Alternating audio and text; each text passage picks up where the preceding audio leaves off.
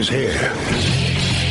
Now, broadcasting from the underground command post, deep in the bowels of a hidden bunker, somewhere under the brick and steel of a nondescript building, we've once again made contact with our leader, Mark Levin.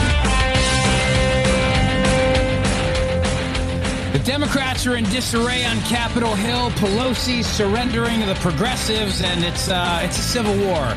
Beautiful thing to watch. Welcome to the Mark Levin Show. It is me, Rich Zioli, in for the great one, your fellow Levinite, and from Mark's hometown of Philadelphia. Yeah, Pelosi came out and gave one of her rambling, incoherent press conferences a short time ago, saying that they're going to vote for the infrastructure bill. They know they don't have the votes for it because the party obviously is run by Marxists completely now. So they know they don't have the votes, and the other bill is not scored, but they're going to push for this anyway. And the other interesting part about this now is the Democrats have agreed on a massive tax break for themselves. That's right, for blue states. They have agreed on a massive tax break for themselves. And you really got to admire the hubris of these people, right? After getting shellacked on election night, losing in Virginia, losing in Jersey, and regardless of the governor's race, which has not been decided yet, by the way, but I'll get to that, many seats in the state legislature were flipped, including the most powerful Democrat in the state legislature, Steve Sweeney, who's a Democrat who, as you might know, was beat by a truck driver named Ed Durr, listener of mine back on our home station at WPHT in Philadelphia. And Ed's now a senator-elect. And the guy is it's funny because nobody thought he could do it, but he did it. And he's been ushered in this red wave. And it's beautiful to see. Also in Pennsylvania, too, school board elections. It's just been the year of the parent taking over, saying we want control again. So the Democrats watch that shellacking happen. And what do?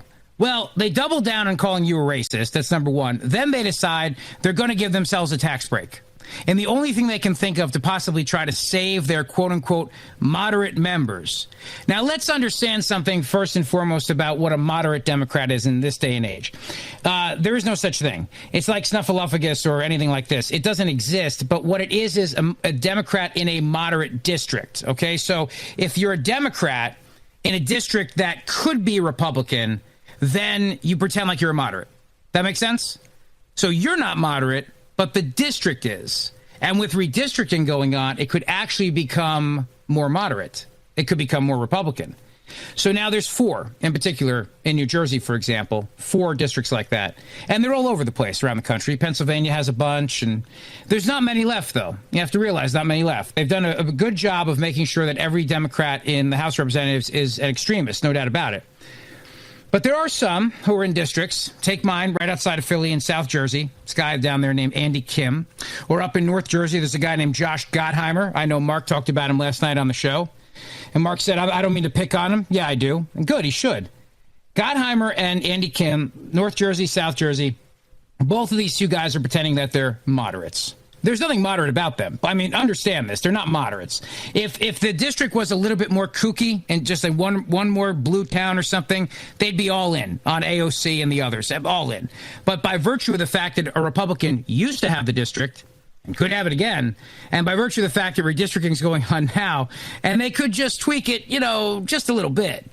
Move a town here, a town there, a couple thousand here, a couple thousand there. So they're pretending like they're moderates. They're centrists, you see. They want to work with both sides and form consensus.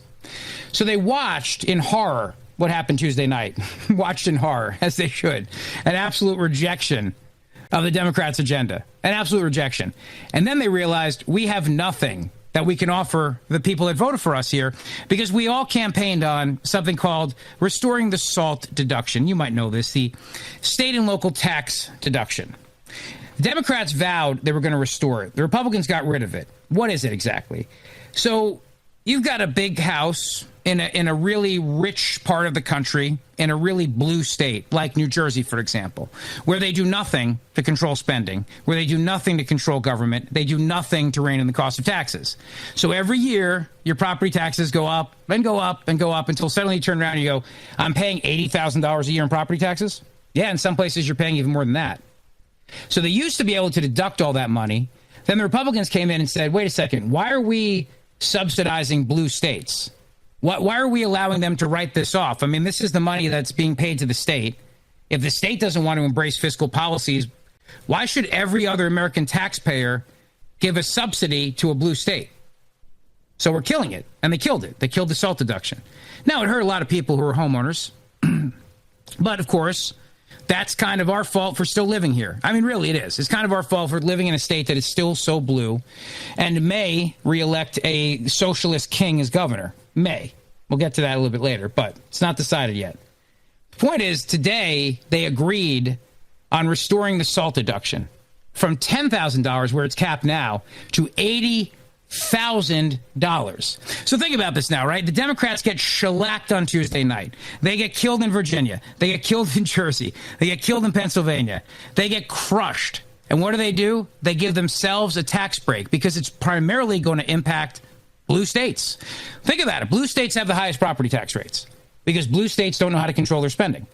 So their spending is off the charts. The taxes go up. Taxes keep going up. They've got multiple layers of government, multiple this, multiple that. And as a consequence, highest property tax rates in America.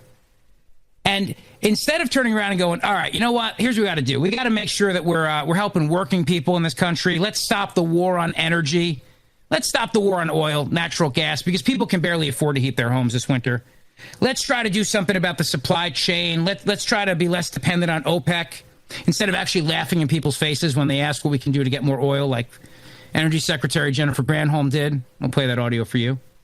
No, instead they turn around and they say, we lost because you're racist, and also let's give ourselves a tax break. Sounds good.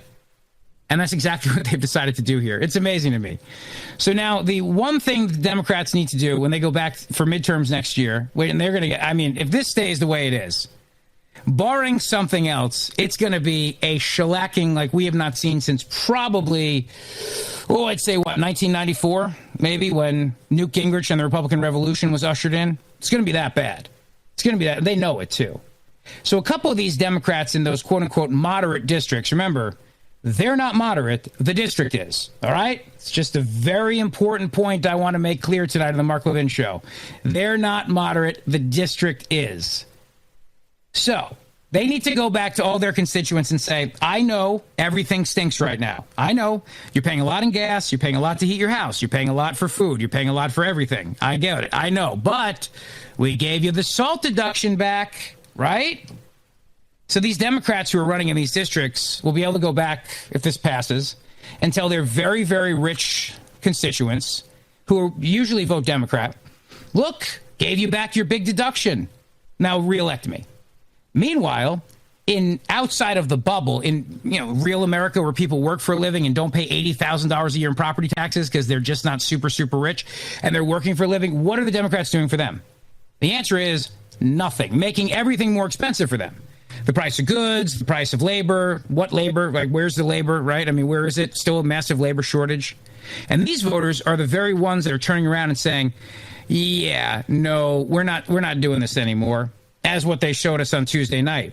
In fact, so much so that you had Democrats coming out and saying for the first time, I literally voted Republican Tuesday night because of Joe Biden, because that's how bad things are getting. And I've always voted Democrat before.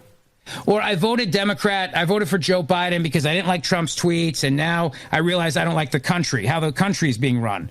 So it's like tweets, you balance it on a scale. Tweets or the entire economy collapsing before my very eyes. And you go, well, maybe the tweets aren't as bad. Then secondly, you have all these Democrats turning around who voted for Republican and saying, all right, I didn't realize it'd be this kooky. I know you warned us, but I didn't think it was going to be this nutty in terms of what they're trying to pass on Capitol Hill. I mean, think about it. We're watching right now as Joe Manchin stands up there and gets his car surrounded in the parking garage at the United States Capitol, where a bunch of people in his own party are not letting him drive away. As they scream at him and yell at him, this is after, of course, they went into the bathroom. You remember with Senator Kyrsten Sinema? And they yelled at her as she was in the bathroom, literally doing her business in the bathroom. And they're yelling at her in the stall of the bathroom. This is their party. This is who they are. And they got nothing to run on. I mean, they have nothing to run on. They're probably not going to get their infrastructure bill passed.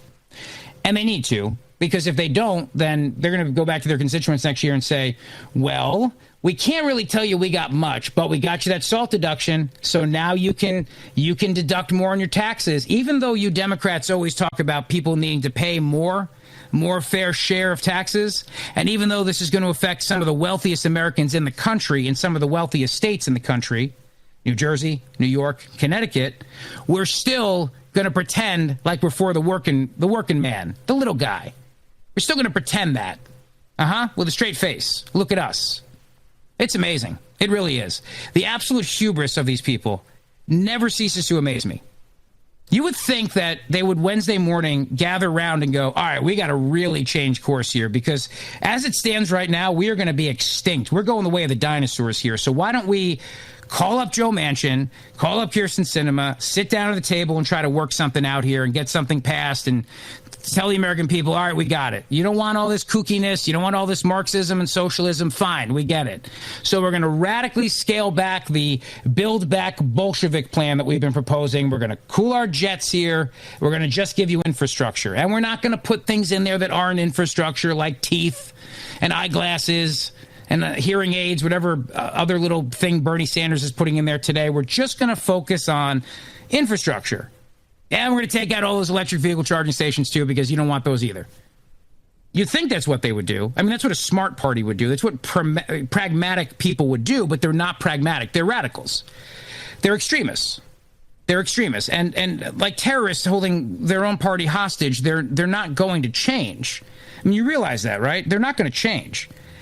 For them, it matters more about passing their agenda than it does about winning. Because like every other radical, all they care about is their objective. That's it. They care about their objective, and they think they're right. So in other words, if you're not in, it's because you're a racist or you're stupid. So if you don't support their ideas, they're not going to change to you because you need to change to them. They're smarter than you. Come on. They know better than you. And you're just a silly little racist person over there with your conspiracy theories about CRT. I mean, that's what I heard the last 2 days. Did you hear anything different? Because I didn't. I heard countless person going on TV and explaining why they lost and blaming it on the voters who didn't vote for them. Not blaming their policies, not blaming the terrible way they talk to us and insult us and mock us and belittle us and put us down. No. It's just our fault. It's our fault for not seeing how wonderful all this is. For not seeing how wonderful it is when they teach our children that white people are terrible, or how wonderful it is when they want to spend us into absolute oblivion. How wonderful it is when they want to spend money on things that we literally just don't have the money for. And how wonderful it is that they want to destroy oil and natural gas. The fact that we don't see that is our fault, not theirs. It's our fault. So they're going to keep going. And the best part about it is they're going to lose, and they're going to get shellacked in the midterms, like I said. But in order to give their constituents something to try to save those Democrats in those crucial moderate districts, they're now going to give them a massive tax deduction by restoring the state and local tax deduction in the wealthiest states of America, in the wealthiest districts in America that primarily happen to be, you guessed it, Democrat-leaning districts. It's amazing. Really is amazing. 877-381-3811 here on the Mark Levin Show. It is me, Rich Zioli, in for the Great One. It's great to be with you tonight. We got a lot to discuss. Boy, these Marxists are at it, no doubt about it. We'll be right back. Mark Levin.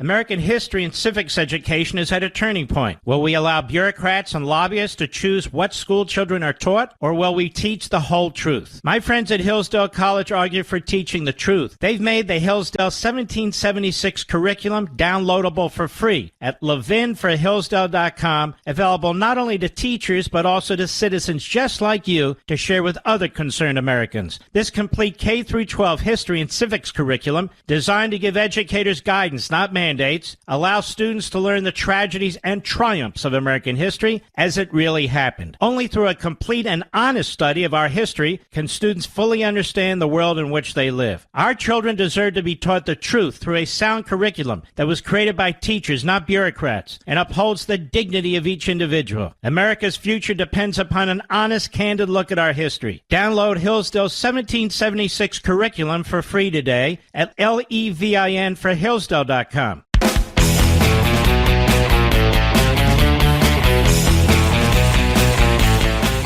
what you're thinking.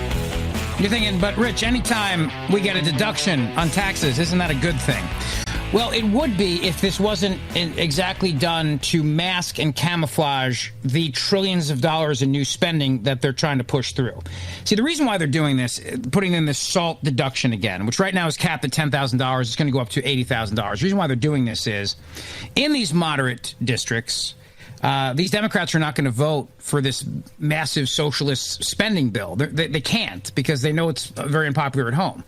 So what the trade-off is, hey, you can go back and tell your really wealthy constituents in the wealthy districts in some of the wealthiest blue states in America, got you your SALT deduction back. Look at you. You're going to get a big, massive tax cut. But in exchange, we want your vote on the trillions and trillions of spending in the socialist Marxist spending bill. That's the deal. So while you think to yourself, oh, great, I'll get to deduct more of my taxes. No, you're not going to, actually. Don't fall for this. Because the amount of spending that they're pushing through is going to negate any tax deduction you get. And also, it's also going to give the Democrats in these blue states just another excuse to spend whatever they want. Because then they turn around and they go, what do you care? You just deduct it off your taxes. Who cares if your taxes go up, your property taxes go up? Just deduct it. Doesn't matter. You just write it off. Just write it off. So it's incredibly cynical. It really is. It really is very cynical. And the thing about it is they put it back in this afternoon. No press conference. Didn't even tell anybody about it. They just tucked it back into the bill, and then the speaker comes out, Pelosi, and she gives this rambling, incoherent press conference about how she's going to ask for a vote. And at the time, everybody said, wait a minute, what's the basis for this? Well, the basis for this is she thinks that by putting back in the SALT deduction, she can get the moderates to go along with the spending bill, which will make the progressive Marxist kooks happy, and then they can get the infrastructure bill done. You see?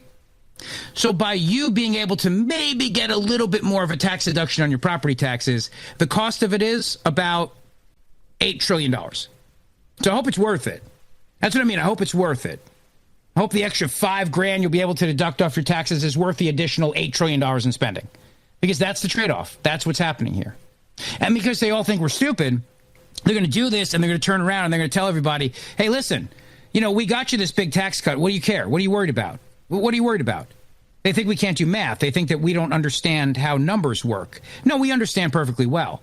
This is so that you can give the moderates some cover, quote-unquote moderates, again, are people in moderate districts, and then they can turn around and give us the biggest spending we've seen in this nation's history. And you'll get a little bit more to deduct, and all it will cost you is trillions and trillions and trillions of dollars. Amazing, right? Amazing. And instead of, like I said, on Tuesday, turning around and going, all right, maybe we just really here reverse course, they are going all in, full steam ahead on spending, full steam ahead on their Build Back Bolshevik plan. Trillions and trillions of dollars, 5-something trillion. They haven't scored the bill yet, so we don't exactly know how much. And then close to $2 trillion on infrastructure. It's a fake infrastructure bill anyway. So between those two bills, you're close to $8 trillion. But you'll get to deduct an extra couple grand on your taxes. Don't you feel good about that? It's a scam. It's a total scam. It's cynical. It's jaded. But these are people that don't think you matter much. So they don't care. It's just about getting the votes and winning. It's all they care about. It's the Mark Levin Show. For me, Rich Cioli, coming right back.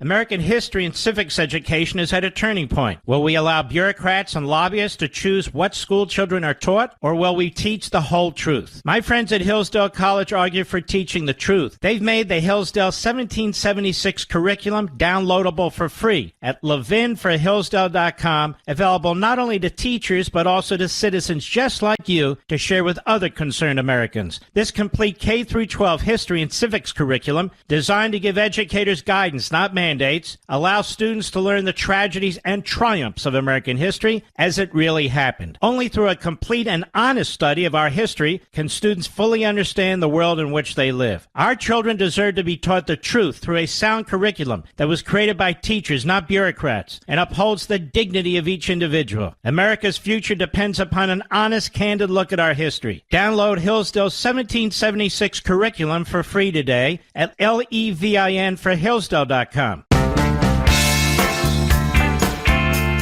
On the straight and narrow path, you have a guide. Mark Levin. Call him now at 877-381-3811. It is the Mark Levin Show. The great one is off tonight. It's me, Rich Zioli, with you from Mark's hometown of Philadelphia, where I broadcast in WPHT and also do an afternoon podcast. Please subscribe to it. It's great to be with you tonight. So I'll tell you what, let's understand, obviously, what little scam that took place this afternoon. So Pelosi comes out. She says, we think we have a deal. Everybody turned around and said, what's changed? She said, oh, nothing. We just think we have a deal. Of course, she said it much more incoherently than that. And everybody said, okay, well, I guess they're all just going to be nice to each other. You see, the real hardliners in the Democrat Party, Alexandria Ocasio-Cortez, Jay Powell, all these other people that run the show, right? These are the craziest of the crazy. They're in charge. They have the votes. They have the votes, and Pelosi doesn't, even though she's Speaker of the House. So now, all these Democrats in these moderate districts, in places like outside of Philadelphia and South Jersey, outside of New York and North Jersey, Pennsylvania, some other places, they got spooked Tuesday night. Who wouldn't? You watch Democrats get shellacked up and down, places like Long Island, New York, of course, Virginia. You turn around, you realize, whoa, Republicans won in Washington. They won in Washington State. Well, this is bad. We got to do something. So they said, we got to do something here. We got to get something done. We need the infrastructure bill. But the problem is that the progressive kook Marxist hardliners have said, no, we're not giving you the infrastructure bill until you vote on the big, massive Build Back Bolshevik spending plan that's about $5.7 trillion, give or take. We don't really know because they haven't scored the bill. So nothing's changed. They're still holding the bill hostage. The only thing that's changed is that Democrats in moderate districts are now afraid. They're terrified. They saw their election results Tuesday night. They don't want it to happen to them next year in midterm elections. So then they came around and they said this. They said, okay, here's what we can do. We can't get the Democrat, the kooks, to back off here. You know, we're not going to get Bernie Sanders and his ilk to turn around and go, all right, we'll compromise. So you need to come to them. So how about this? We'll give you this deduction called SALT, state and local tax deduction. Right now it's capped at $10,000. Used to be unlimited. Republicans cap it at 10 with the argument that we shouldn't be subsidizing blue states. Now we'll give you up to $80,000 to deduct. You go back and tell your constituents you got this done for them. You vote for their Build Back Bolshevik plan. You combine the two, we get infrastructure passed. We're now looking at about $8 trillion in new spending. That's how it played out today. That's how it all played out. And now let's think about this now, for example, right? Let's think about who benefits from this tax increase, tax deduction. I mean, we know who has to pay for the spending. You, me, everybody else. We know that. But who benefits from the increase in the SALT deduction from $10,000 to $80,000, right? Who benefits? The wealthiest states in America, the wealthiest districts in America. For example, New York, top income tax rate, 14.8%. New York's a very expensive place, obviously. So if you live there, you want as many tax deductions as you possibly can get. This will give you more to deduct. But New York, New Jersey, Connecticut, Massachusetts, and Illinois were among the top states where the state and local tax deduction gave people the biggest write-offs. That's right. 5 of the most liberal states in America. Consequently, states like Texas and Florida with no personal income tax, they don't really benefit from this. So the SALT tax deduction benefits basically the richest people in America. The problem, though, is that those people tend to live in some of the bluest parts of America, in really some of the most Democrat states in the country, like I just mentioned. 83% of taxpayers in the top 0.1% would get deductions from this. 20% of Americans, this is an interesting study that they did at the Penn Wharton economic modeling. They did almost all the benefits of this would go to taxpayers in the top 20% of the income scale. Only 9% of taxpayers in the bottom 80% of tax filers would get a tax cut. But some 83% of taxpayers in the top 0.1%, making more than $2.5 million, would get one of these deductions of about $17,000 or so, and maybe more, maybe as much up to $80,000. So here's what that means. If you are somebody who doesn't make that much money, then what's going to happen is you're going to wind up paying for this massive spending of $8 trillion, but you don't even get the at least the benefit, the fun of being able to deduct under this new increased state and local tax deduction. You don't even get that, but you got to pay for all the other stuff.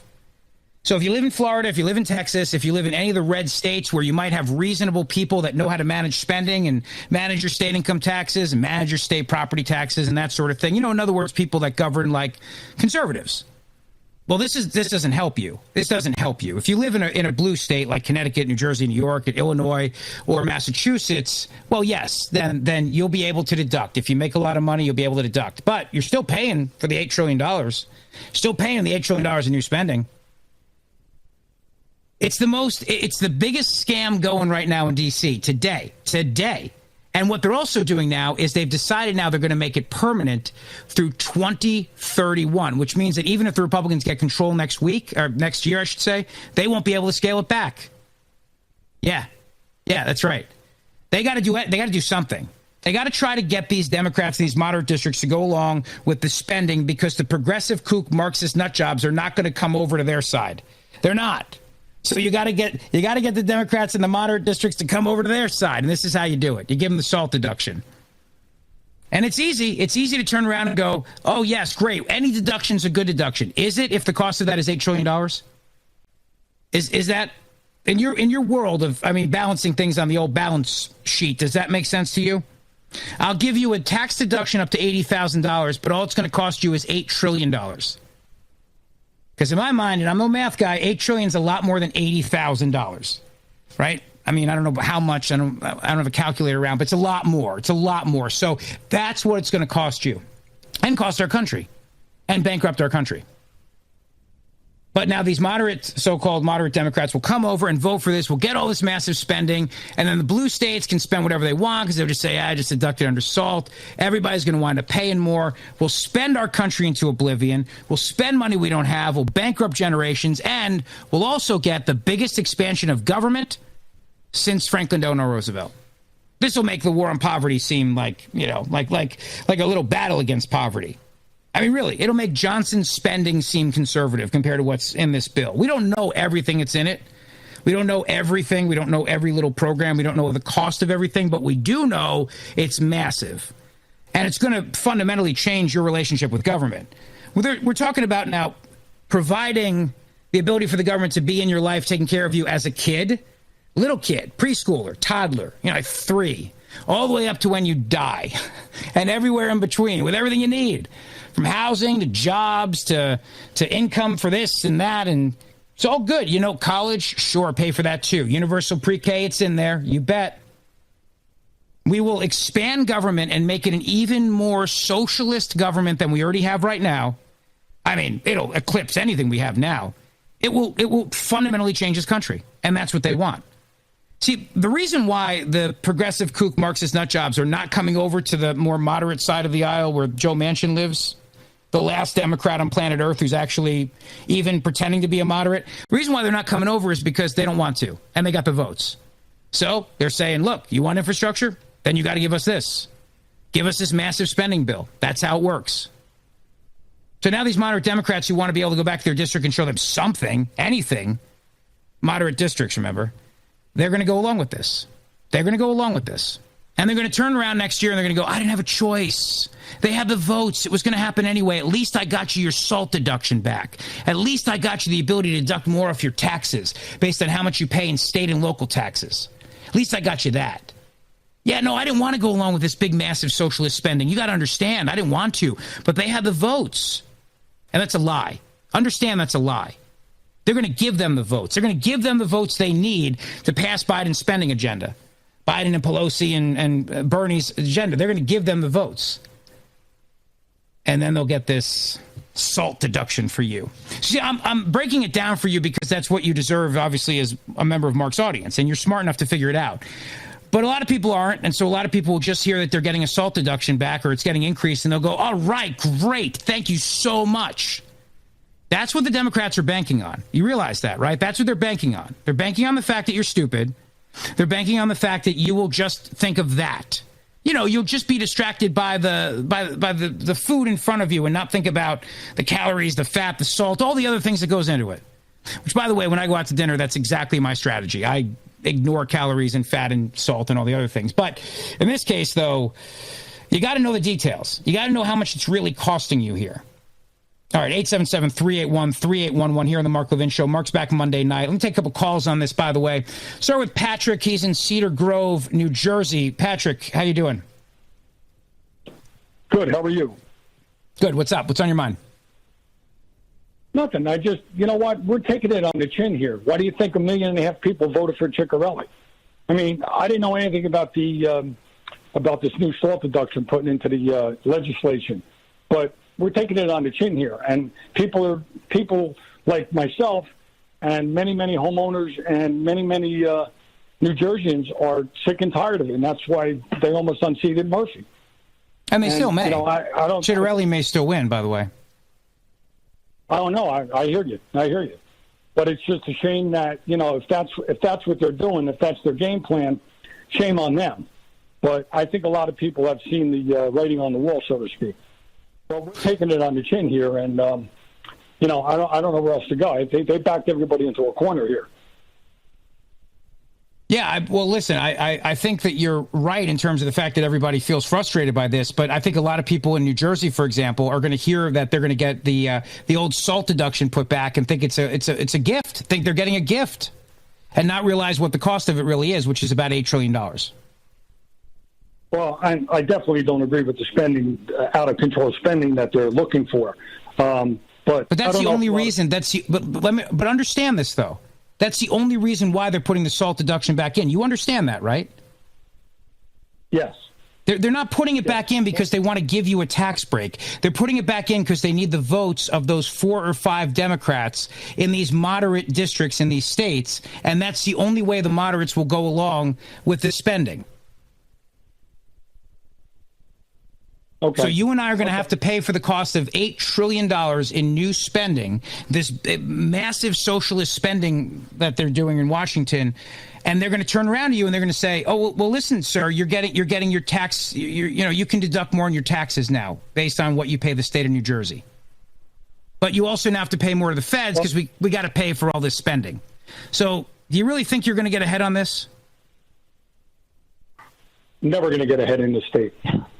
But, I mean, this is the country. This is the feds I'm talking about here. It's federal government. You're going to get this federal deduction on your federal taxes. You'll be able to deduct more of what you're sending to Trenton on your federal taxes. But I'm asking you, do you think, really, I mean, do you think, Patrick, you're going to wind up being ahead? Probably not. No, definitely not. Definitely not. Because then in order to get that, they're going to pass $8 trillion in new spending on the federal level. And you're going to be paying for it.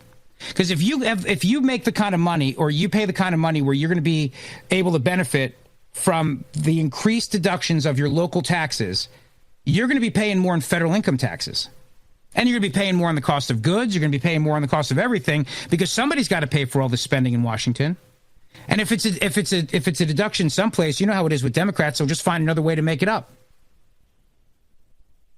Well, all right, Patrick, thank you for the call. I appreciate it, and thank you, and hopefully this was able to make a little sense for you. I appreciate the call tonight to the Mark Levin Show. Again, it's complicated, and they're banking on the fact that you will just, like a shiny little object, go, "Oh, good, look.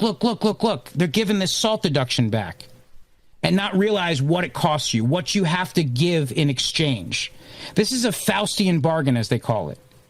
And it's only done. Remember, there was no announcement about this. You're hearing about this because I'm telling you about this. There was no announcement. They didn't have a press conference about this. This isn't done because they've suddenly decided to be fiscally conservative. This isn't being done because they've suddenly decided that we've got to help the people in the blue states. They're crying out, and we need to help them by giving them a tax deduction. No.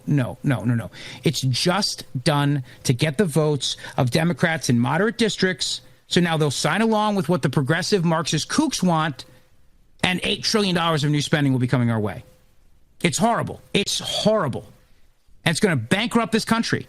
And you're going to pay more. I guarantee you will pay more. There's no doubt in my mind about that. Because the states where people make the most money, or where they're going to benefit the most from this deduction, and everybody else in Mark's vast audience across the country, if you live in Texas, boy, you're really going to get screwed on this. You really are. Because you're not deducting this kind of stuff, so you're just paying for the new stuff without even getting the benefit of the deduction. So, yeah, California's going to benefit. Oh, yeah, California will benefit. New York will benefit. Connecticut will benefit. New Jersey will benefit. Massachusetts will benefit. What do all those states have in common? They're blue states. That's what they have in common. All right, more on this here on the Mark Levin Show with me, Rich Zeoli, in for the great one at WPHT. Don't fall for this. I'm telling you right now, these people are trying to get one over on you. They're counting on you not knowing the details. That's why I'm here. We'll be right back. Mark Levin.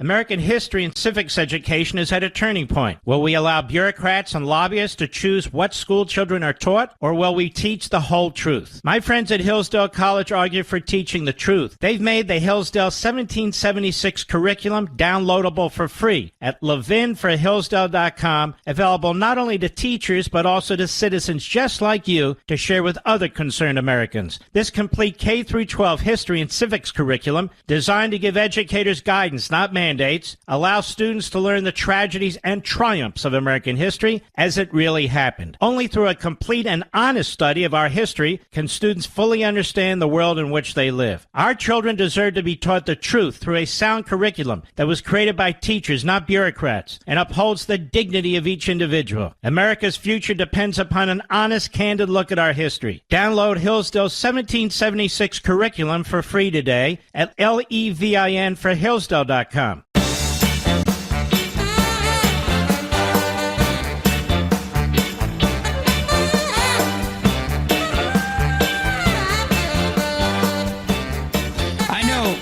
I know.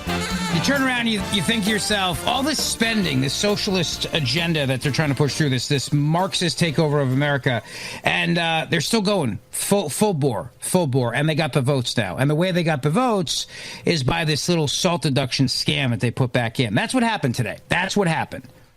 And again, it's not sexy, I know, to talk about this. It's not, to talk about things like deductions and how it all adds up. But here's what you need to know. From the most cynical part of America, Jersey, Philadelphia, where Mark's from, where I'm from, we see this stuff play out. We see the little games that they play, and this is a game. This is a game to get to get everything they want, to get everything Bernie Sanders wants. They're going to pretend like they're going to give you a bigger deduction of something. That's what they're doing.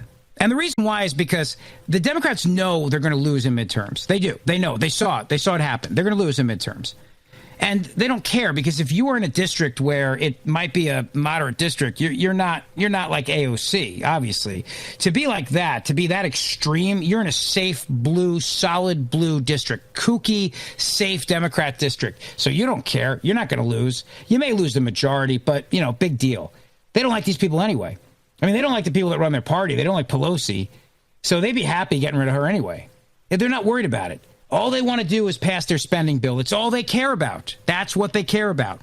Oh, and also calling you racist, too, which is what they have also done since Tuesday night. I'm telling you, the effects of what happened Tuesday night have barely even begun to register with them yet. But some of them get it. Some of these Democrats do get it, just based on where they are, in terms of the fact that they're Sikh, they could lose. But from school board elections to state Senate, state assembly, state legislative races, races for sheriff all across the country. It was a red wave. It was a massive red wave. And it's a beautiful thing to see, too. Beautiful. A sane party would adjust. These are not sane people. These are extremists. So they're not going to adjust. They're going to push. They're going to push. And they're going to get their spending. Their radical Marxist socialist spending plan. You'll see. And you'll think you're getting a deduction out of it. You'll see. You'll be paying more. We all will. Big hour coming up here on the Mark Levin Show. Don't go away.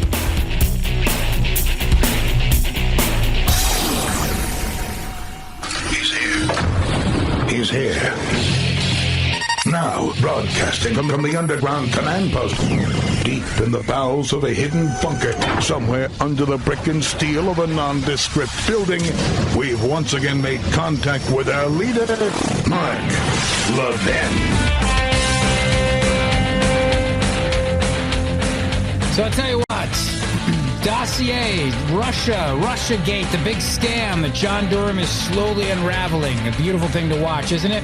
This is the Mark Levin Show. Welcome back. The great one is off tonight. It's me, Rich Zeoli, from Mark's hometown of Philadelphia. Great to be with you. 877-381-3811.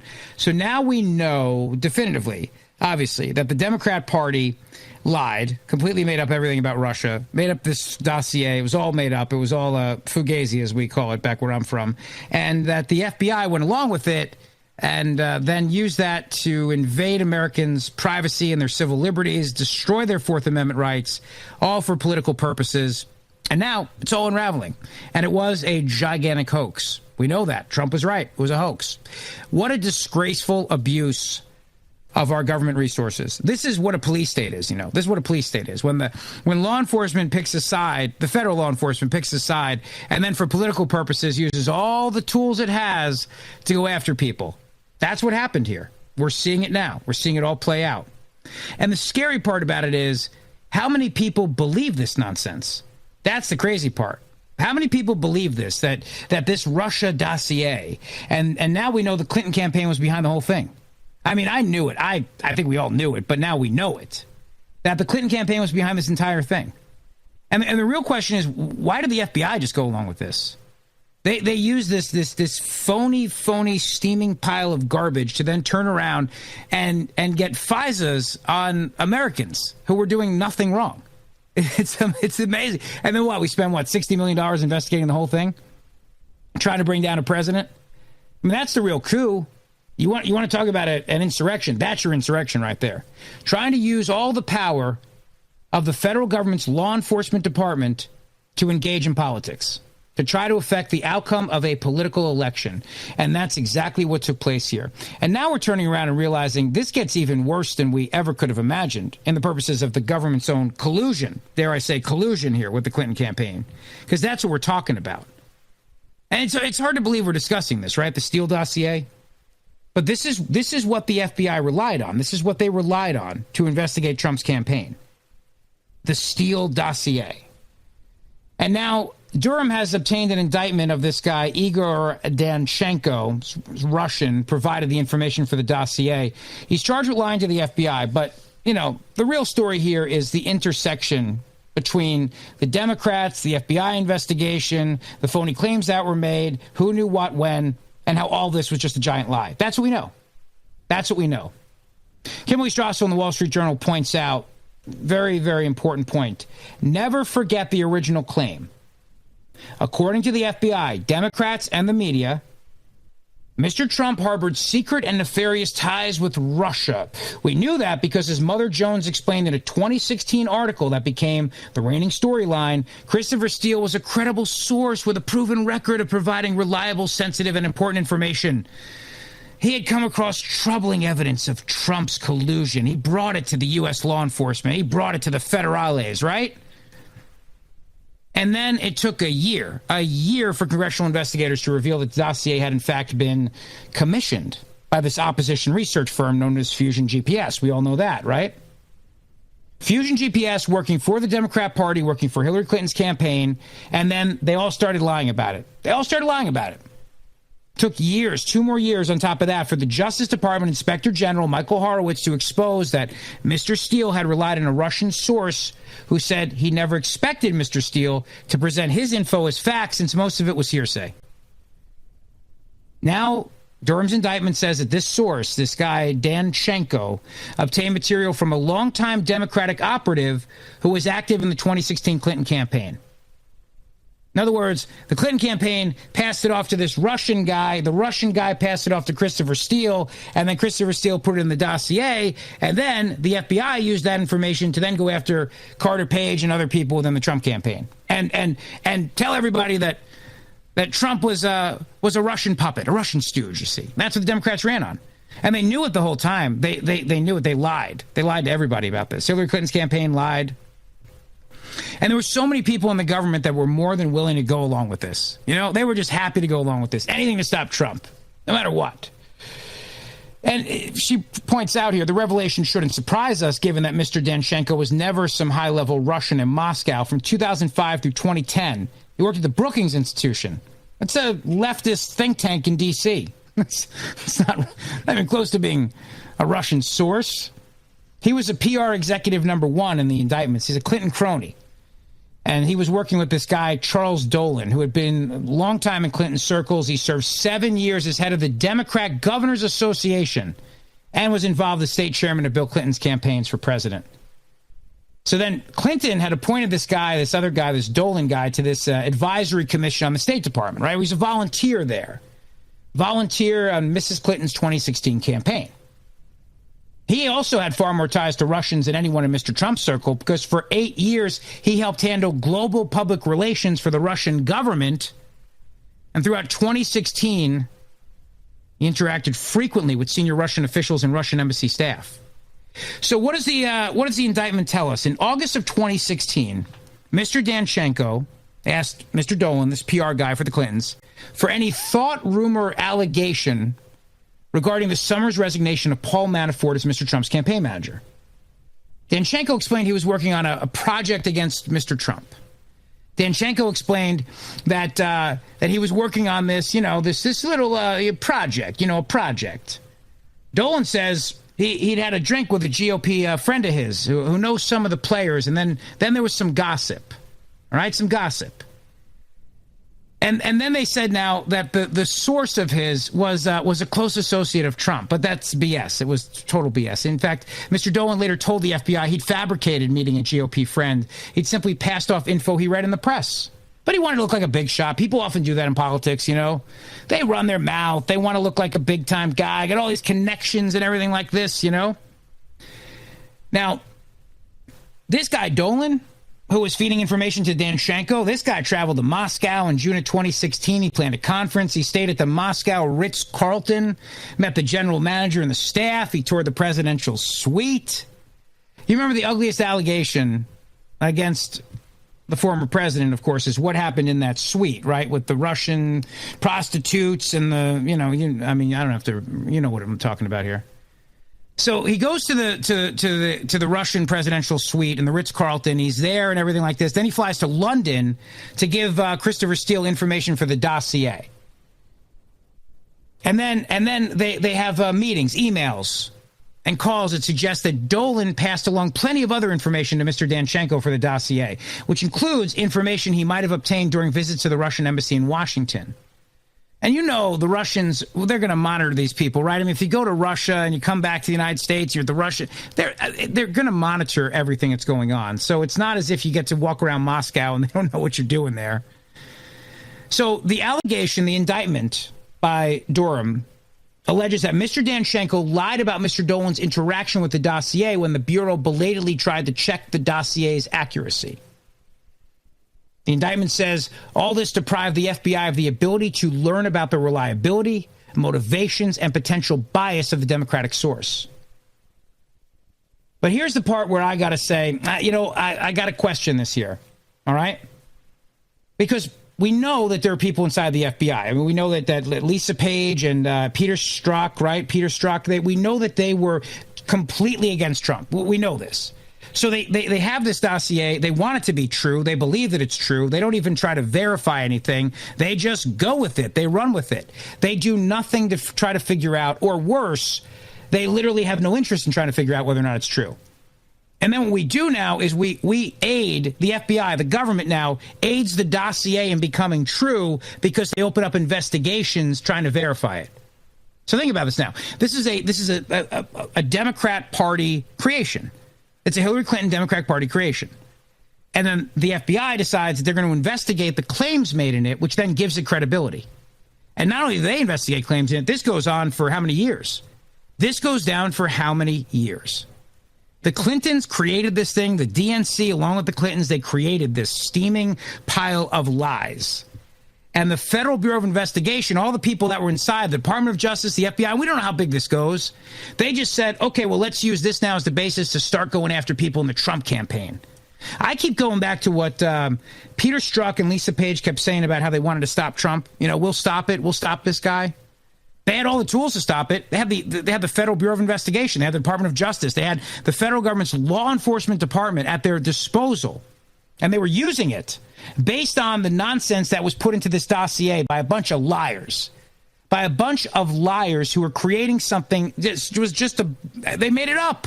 They made it all up. Well, and I tell you what, if the FBI, if the government's law enforcement division can just go after private citizens like this based on this kind of hearsay, that should scare everybody. I mean, where's the Fourth Amendment? Where's the protections that we're supposed to be afforded here by the Constitution? If the government goes, oh, hey, look, here, this is given to us by the Clinton campaign. It's a dossier. Is it real? Yeah, it's real. Okay, start spying on people. Start investigating people. Destroy their lives and destroy their careers and almost destroy a presidential campaign. It's amazing. Think about what these people almost accomplished here. This is Representative Jim Jordan talking about this on Fox News earlier today. Some of the revelations, of course. Jim Jordan's been on the epicenter of this, Congressman Jordan. He's been great, firing back and trying to hold these people accountable. Take a listen. A big development in the special counsel John Durham's investigation now, and of course still looking into the origins of the Trump-Russia probe. Federal agents have arrested a Russian national who was a key source for a former British spy, Christopher Steele's widely discredited dossier. Break it down for us, Congressman. Well, I think it's important to understand this indictment and the one that happened a few weeks back with Mr. Zussman. Both of these are not about these individuals lying to John Durham and his investigative team. They're about the original lies they told back in 2016 and 2017 to the FBI that started this charade that was the Trump-Russia investigation. So Durham is going to the source when it all began. And both of these individuals, Zussman and Danchenko, have ties to the Clinton campaign. So I think it's interesting. You know, it was President Trump who was working with Russia. That was baloney. But in fact, it was the Clinton campaign who was cozying up to Russia and people who had influence with Russia. That, to me, is the irony of all this. So I'm actually encouraged that we're actually going to hold people accountable who did wrong and put our country through this 3-year ordeal that was based on garbage dossier and the garbage information that Zussman took directly to the FBI. I hope he's right. But here's the other question, though. Why was it ever allowed to get to this point? Why was it ever allowed to get to this point? That's what I can't figure out. I know that these people lied to the FBI, and they told them that all this was true. I get it. I understand that. But we're talking about spying on American citizens here. We're talking about using the power of the federal government, powers that we gave them to protect us from terrorists, basically, to go against American citizens on a presidential campaign. And then to make everybody believe that Trump was at the mercy of Russia, that Putin controlled him, that Putin was dangling the strings because of this Fugazi dossier. What was the involvement in the Federal Bureau of Investigation and the Justice Department? What did they know? It doesn't seem to me like they were trying to stop it. It doesn't seem to me like Peter Strzok and Lisa Page were particularly concerned with making sure all this was accurate. So while I understand these people lied to the FBI, I get that point. But is that enough of an excuse then? Because they lied to them? I mean, these are supposed to be federal agents. These are supposed to be top prosecutors, right? So they lie and then this massive investigation opens up and never ends? At no point do they turn around and go, I think this is a bunch of BS. I think this is a bunch of BS. I mean, we're not talking about the Keystone Cops here. We're talking about the FBI, right? And let's not forget something else, too. But apparently now other intelligence agencies were also involved in this investigation. So because of the lies that these two guys told, they duped everybody? Everybody in our national law enforcement apparatus? Really? I don't believe it. I'm sorry, I don't believe it. They're not that inept. No, they're not. People see what they want to see in life. They see what they want to see in life, and in this case, they wanted to stop Trump. So they saw this dossier and they went, "Oh, good. Let's pursue it. Let's investigate it. Not let's investigate whether or not it's real. Let's investigate the claims inside it to bring down Trump." Big difference.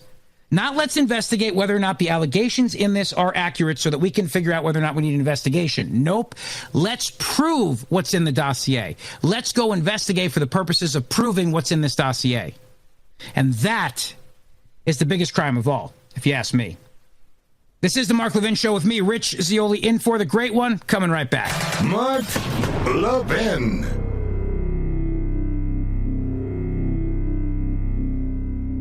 Over 2,000 of you, my listeners, made the switch from overpriced wireless carriers to Pure Talk over the past few months. We want the rest of you to join us and to see what we're talking about. If you're with AT&T and Verizon or T-Mobile, your family could save over $800 a year just by switching to Pure Talk. You get great coverage, you can keep your phone and your number, and you'll save a fortune. Pure Talk is the top-rated wireless company by Consumer Affairs with the absolute best consumer service team based right here in America. Does that sound good? Well, it gets better. Right now, get unlimited talk, text, and 6 gigs of data, just $30 a month. And if you go over on data, they don't charge you for it. They don't care.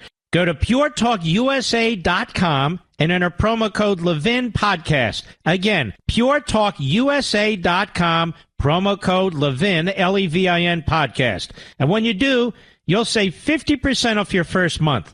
That's puretalkusa.com, promo code Levin Podcast. Pure Talk USA, simply smarter wireless.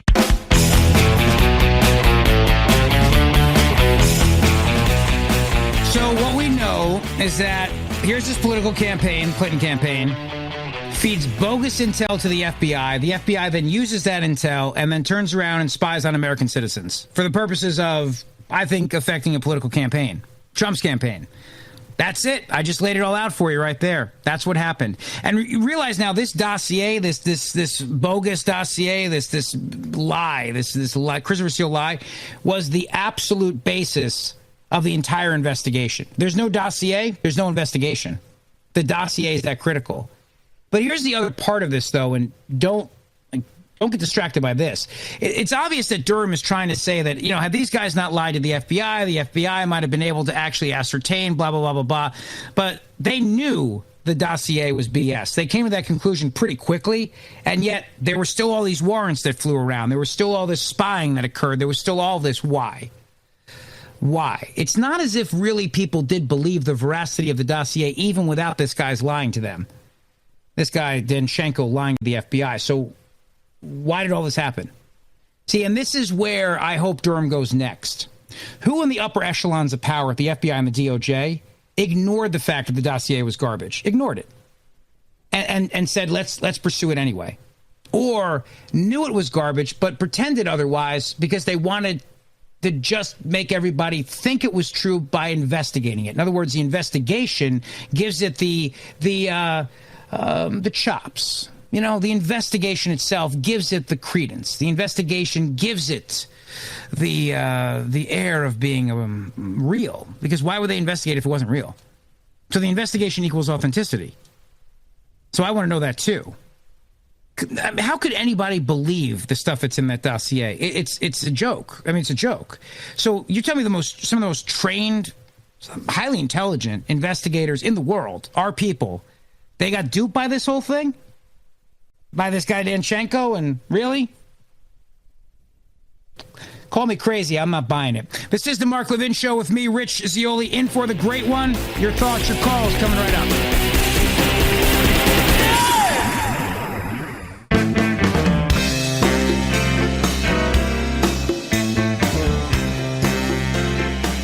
The only show with a warning label, the liberals. The Mark Levin Show. Call him now at 877-381-3811. It is the Mark Levin Show. The great one will be back with you on Monday. But don't forget, brand new episode of Life, Liberty, and Levin this Sunday night. Fox News Channel. Don't miss it, okay? It's very important. But it's me, Rich Zeoli, in for the great one tonight. Always fun to be with you. I'm your fellow Levinite from Philadelphia. But Mark's got some great guests coming up this Sunday night. Representative Kevin McCarthy and former Virginia Governor George Allen will join Mark on Life, Liberty, and Levin this Sunday, 8 p.m. Eastern on Fox News. And there'll be a lot to talk about, obviously, particularly with Virginia, but particularly how the Democrats are not learning anything and how they just continue to just double down on calling everybody a racist. Even the new lieutenant governor of Virginia, they're calling her a racist too, which is amazing because she's the first black woman elected statewide in the history of the Commonwealth, and yet they're still calling her a racist. These people really never learn, do they? And that's the reality here. I mean, the reason why they did this whole dossier thing, the whole reason why they did this is because they knew they couldn't win. Their ideas are not popular. Hillary Clinton was a terrible candidate. So they made up a Russian thing. They made up a dossier. They fed the FBI fake information, and then the FBI launched this big investigation. The only question, like I said, is who in the FBI said, let's go with this? So I just got to have more faith in them than that. I really do. But, there's a lot of sleazy political people. People like Peter Strzok and people like Lisa Page. Very, very sleazy. Very political. No problem using government to get what they want. No problem using government to advance their own political causes. That's for sure. 877-381-3811 here on the Mark Levin Show. Let's take some calls, shall we? Why don't we start with Nancy in Dallas, Texas. Nancy, hi. It's me, Rich, in for Mark tonight. Oh, Nancy, I think your radio's on. Nancy, you there? Hi, okay. Go ahead. Am I on? You are. Hello. You're on the air. Go ahead. Hi, how are you? Hi, how are you? I was, my concern was, since they know that all these people were cheating and lying, and the FISA warrant they knew was unwarranted, is there any way that the citizens could hold them accountable and them have to pay back from all the money that they made off of that, you know, their books, et cetera, and hold them like for that they have to pay restitution? It'd be nice if they had to reimburse the taxpayers for the, $60 million that this whole investigation has cost us, right? Well, that's what they do. You know, they make money. They keep their people employed, just like what they're doing now with the illegals. So, you know, wanting that money, that's ACLU. They're making the money. Follow the money. How much money is ACLU going to get off of that settlement if they give that to them? Well, I always say the lawyers always win. You know, that's always the thing that seems to be consistent with all this stuff, right? Oh, God, it's terrible. But I don't think they actually will pay us back, though, Nancy. It's a great idea. It's a wonderful thought, and you're a sweetheart for being optimistic about it. But I know you're tongue-in-cheek because you know it's never going to happen either. So, but we can hope that there'll be justice for these people. That's all we can hope for. Yeah, well, that's kind of hard to imagine while they're still there.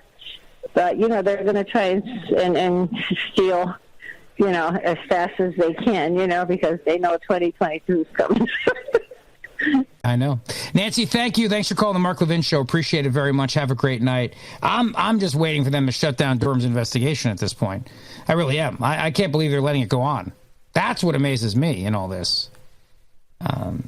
They approved the funding, obviously, so it's good till the end of the year, but the end of the year is coming up pretty quick.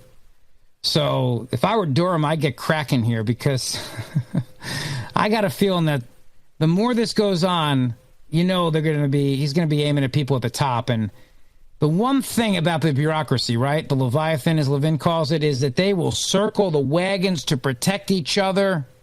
You know that. And if this looks like it's going to go as high up as we think it's going to go, would anybody be surprised if on, let's see, December 31st of 2021, they turn around and go, you know what? Here's the thing, Durham. We're out of cash. We're out of money. Love for you to keep going, but you know what? You got a couple guys. Good for you. Feel good about this. Thanks a lot. Here's a mug, you know, like a souvenir mug. Yay. Great job. I don't know. I hope it doesn't happen, but nothing would surprise me these days. Nothing would surprise me in the least. Mike is in Fairfield, California. Mike, you're on the Mark Levin Show. Good afternoon, Rich. Thanks for taking my call. Got it. What a sweet week. There's one name I've yet to hear come through all this business about the dossier, Mark Elias, being head of Perkins Coie, of course, the middleman between Fusion GPS and the Clinton campaign. Do you expect to hear his name at all in any of this? Well, I don't know. I can't speak to that. Obviously, I don't know what I don't know. But I'll put it to you this way. There's clearly a small group of very connected Democrats and power brokers who all seem to be at the epicenter of everything here. And it's almost like a giant Ferris wheel going around, and they're on and they're off and they're on and they're off again. But at the end of the day, they're all working on the same team. So put it this way, Mike, nothing would surprise me. Well, wasn't the fellow Sussman that was indicted a few weeks ago, wasn't he also connected with Perky Cohen? Mm-hmm. Yeah, he was. I thought so. By the way, I happen to agree with you, or tend to agree with you, about the length of the investigation. I think the closer it gets to Hillary Clinton, the sooner it will shut down. But that's just speculation, of course. Yeah, well, listen, I tend to feel I tend to share that prediction, by the way. Mike, thanks for the call, buddy. Appreciate it. Have a good night. 877-381-3811. Yeah, you got to be careful not to ever, obviously, accuse somebody of something on the air because, you know, there's things about that. But I'm just saying that clearly we know that high-profile people in the Clinton campaign were at the epicenter of this. I just want to know how high it goes, how far it goes. But this is a real serious allegation that these people were lying to the FBI. They're making it up, right? They're making up the allegations in the dossier. They're lying to the FBI about the allegations that they made up. But come on, you tell me the world's most trained investigators can't see through that nonsense? See, that's the part that bugs me. I don't know. Maybe I've seen too many movies, but in my mind, I got to believe that they were able to see. They eventually did. They eventually saw through this, even with those guys lying to them. And yet, we have all of this that happened. So how did it happen? That's the part I still can't figure out. I think I know, though. I mean, my suspicion is, and probably your suspicion too, which is that people within the Department of Justice, the very high up, they wanted that dossier to be used against Trump no matter what. They didn't care if it was accurate or not. That wasn't part of it. It was just a matter of using it. Use this. Bring this guy down. Use these allegations. Prove the allegations are true. Don't prove the dossier is true. Don't prove that the allegations are worthy of investigation. Just go investigate them, because the investigation itself makes it true. Why would they investigate if it wasn't true? Right? I mean, people say dumb things all the time, like, well, if you've done nothing wrong, you have nothing to fear. No, actually, you have a lot to fear. If the government decides they're going to use its powers against you for political purposes, you have a lot to fear. We see this. We've seen it before. In this particular case, when we know they eventually come to the conclusion that the dossier is a steaming pile of garbage, but they didn't at that. They talked to these guys, and these guys were that good. This Danchenko was just that good. He was able to pull it over on the FBI. I don't know. Charles is in Two Rivers, Wisconsin. Hey, Charles. Yeah, we have seen it before. We've seen it in history. You ever hear of an organization called the Brown Shirts? They enforced political policy and political agendas for an organization in Germany called the Nazis. Right. Well, we're all familiar with it, but let's focus on this situation right now, because, I mean, this is happening in our country, right? Right. So, no, I tell everyone I know, don't trust the FBI. 17 times. Well, I don't think we need to compare them to the Nazis, but I think it's important to realize, though, that whenever a government uses police powers for political purposes, that's what a police state is, right?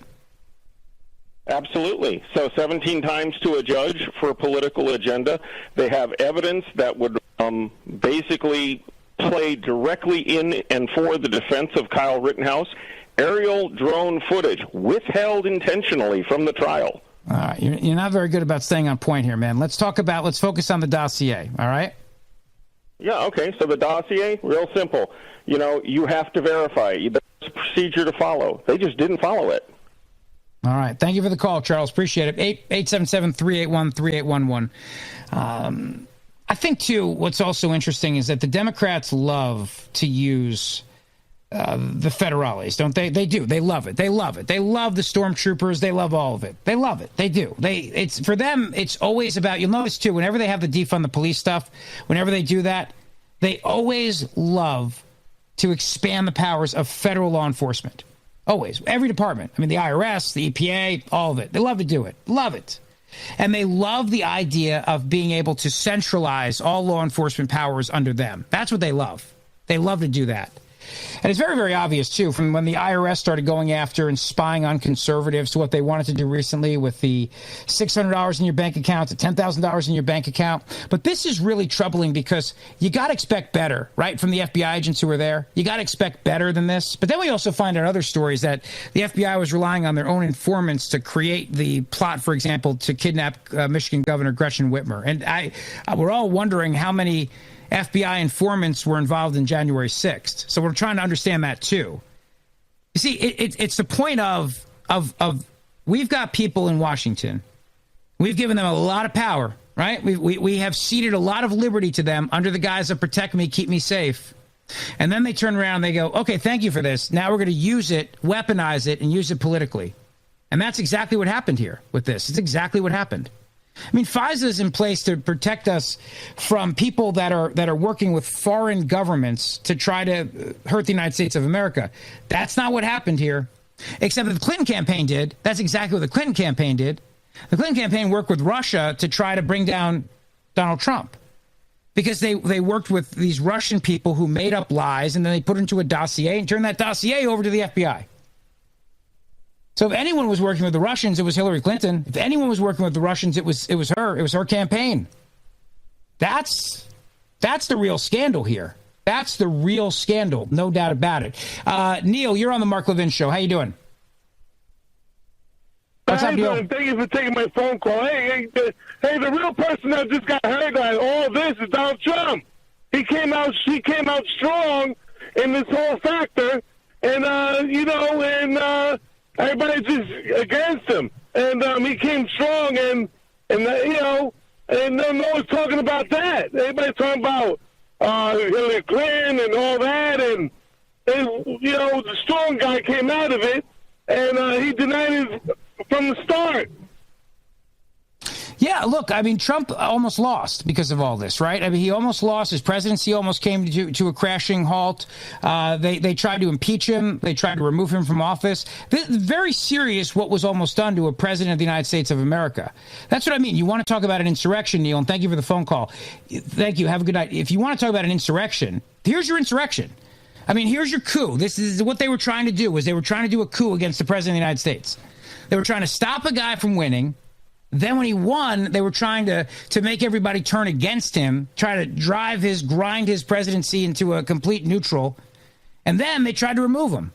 All based on these lies that were in this dossier, lies that were told in coordination with the Clinton campaign and Russians and fed to the FBI, who then willingly went along with it. Peter Strzok, Lisa Page, whoever else up there went along with it. That's amazing. Think of what they almost accomplished here. Think about what they almost accomplished. They almost got away with this. What I can't understand, though, is I mean, I can, but, if you actually cared about civil liberties, if you're somebody on the left who pretends to care about civil liberties, why does this not terrify you? How easy it is, think about this, how easy it is to trick the FBI into investigating people on a presidential campaign. Doesn't that concern you? I know it concerns you. I'm saying if you're somebody on the left, if you're somebody who's a big rah-rah civil liberties person, think about that. You can just fool the FBI into launching investigations on people based on a crappy fake dossier? Really? That's how easy it is? It's all you got to do? So if we want to bring down our enemies, instead of doing the opposition research, we'll create the opposition research and just feed it to them, let them go investigate. I mean, that's a little bit scary, is it not? Just that simple. Just dial up the phone number and go, I got this dossier here. And then they'll just investigate. I have to think there's got to be a check against this, no? And it's got to be more than just this guy being able to dupe the FBI agents. There's got to be some other stopgap measure here before we go and infiltrate a presidential campaign and start spying on American citizens. I would like to believe that. I believe the Bill of Rights would like us to believe that, but clearly we have got people that don't care about that. We've got people that are willing to use whatever powers we give them under the guise of keeping us safe for political purposes. That's playing out. Where's the ACLU on this? Quiet as usual.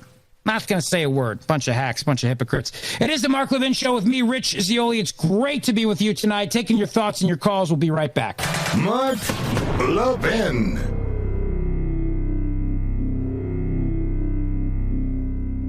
Over 2,000 of you, my listeners, made the switch from overpriced wireless carriers to Pure Talk over the past few months. We want the rest of you to join us and to see what we're talking about. If you're with AT&T and Verizon or T-Mobile, your family could save over $800 a year just by switching to Pure Talk. You get great coverage, you can keep your phone and your number, and you'll save a fortune. Pure Talk is the top-rated wireless company by Consumer Affairs with the absolute best consumer service team based right here in America. Does that sound good? Well, it gets better. Right now, get unlimited talk, text, and 6 gigs of data, just $30 a month. And if you go over on data, they don't charge you for it. They don't care. Go to puretalkusa.com and enter promo code Levin Podcast. Again, puretalkusa.com, promo code Levin, Levin Podcast. And when you do, you'll save 50% off your first month. That's puretalkusa.com, promo code Levin Podcast. Pure Talk USA, simply smarter wireless.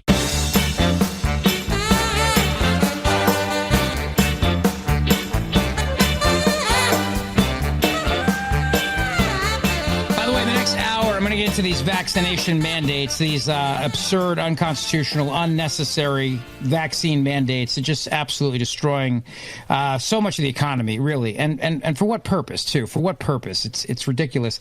So we'll talk about that in the third hour. And I know that Mark has spent a lot of time on the fact of how they're unconstitutional and why they're illegal. But I also want to focus on the damage, the real damage that's being done because of these vaccine mandates. And still, got to ask the question, why? Why? And I think the answer is very, very simple, because the Democrats love a good culture war. Do they not? They love it more than anything. They love a good culture war. They love to have us divided. They love to have us fight with each other. They love it. It's their favorite thing to do. It really is. Well, because you remember, they were all against vaccination mandates 10 minutes ago, and now you're a terrible person if you're not along for the ride. It's just another way to divide. It's what they do. They do it all the time. They really do. It's never ceases to amaze me. Let me grab another call on this dossier, though, stuff. Let's do this with Roland is in Fayetteville, North Carolina. Hey, Roland. Hey, appreciate the chance to speak with you. Thank you, sir. I have a question and a challenge to the pollsters out there. I'd like to know if there's any way to get some idea of how many people chose to vote Democratic tickets in the vote for Democratic candidates in the midterm elections in 2018 just because they wanted to vote against Donald Trump because of this Russia collusion garbage. That's a great point. Yeah, it's a great point you make. I really feel like that election was swayed completely by this garbage. Yeah, and then it had ramifications in elections after that, and still has ramifications, because you know as well as I do, Roland, there are people that are not going to believe this anyway. It's not like it's going to change their mind on this. Yeah, that's true. I mean, I didn't believe the Russia collusion garbage, but because it was just so outrageously stupid. Yeah. Got to run, sir. Thank you. It's an excellent point you make to round out the hour here. Coming up, hour number 3, vaccine mandates and the damage that they're causing as the Democrats ratchet up the culture war. It's me, Rich Zioli, in for the great one. Coming right back. Ladies and gentlemen, this final hour of the podcast is sponsored exclusively by AMAC, the Association of Mature American Citizens. Now over 2 million conservative members strong, AMAC believes in and stands up for the values that we care about: faith, family, and freedom. Thank you for listening, and please support AMAC. And you can become a member at amac.us/join. He's here. He's here. Now, broadcasting from the underground command post, deep in the bowels of a hidden bunker, somewhere under the brick and steel of a nondescript building, we've once again made contact with our leader, Mark Levin.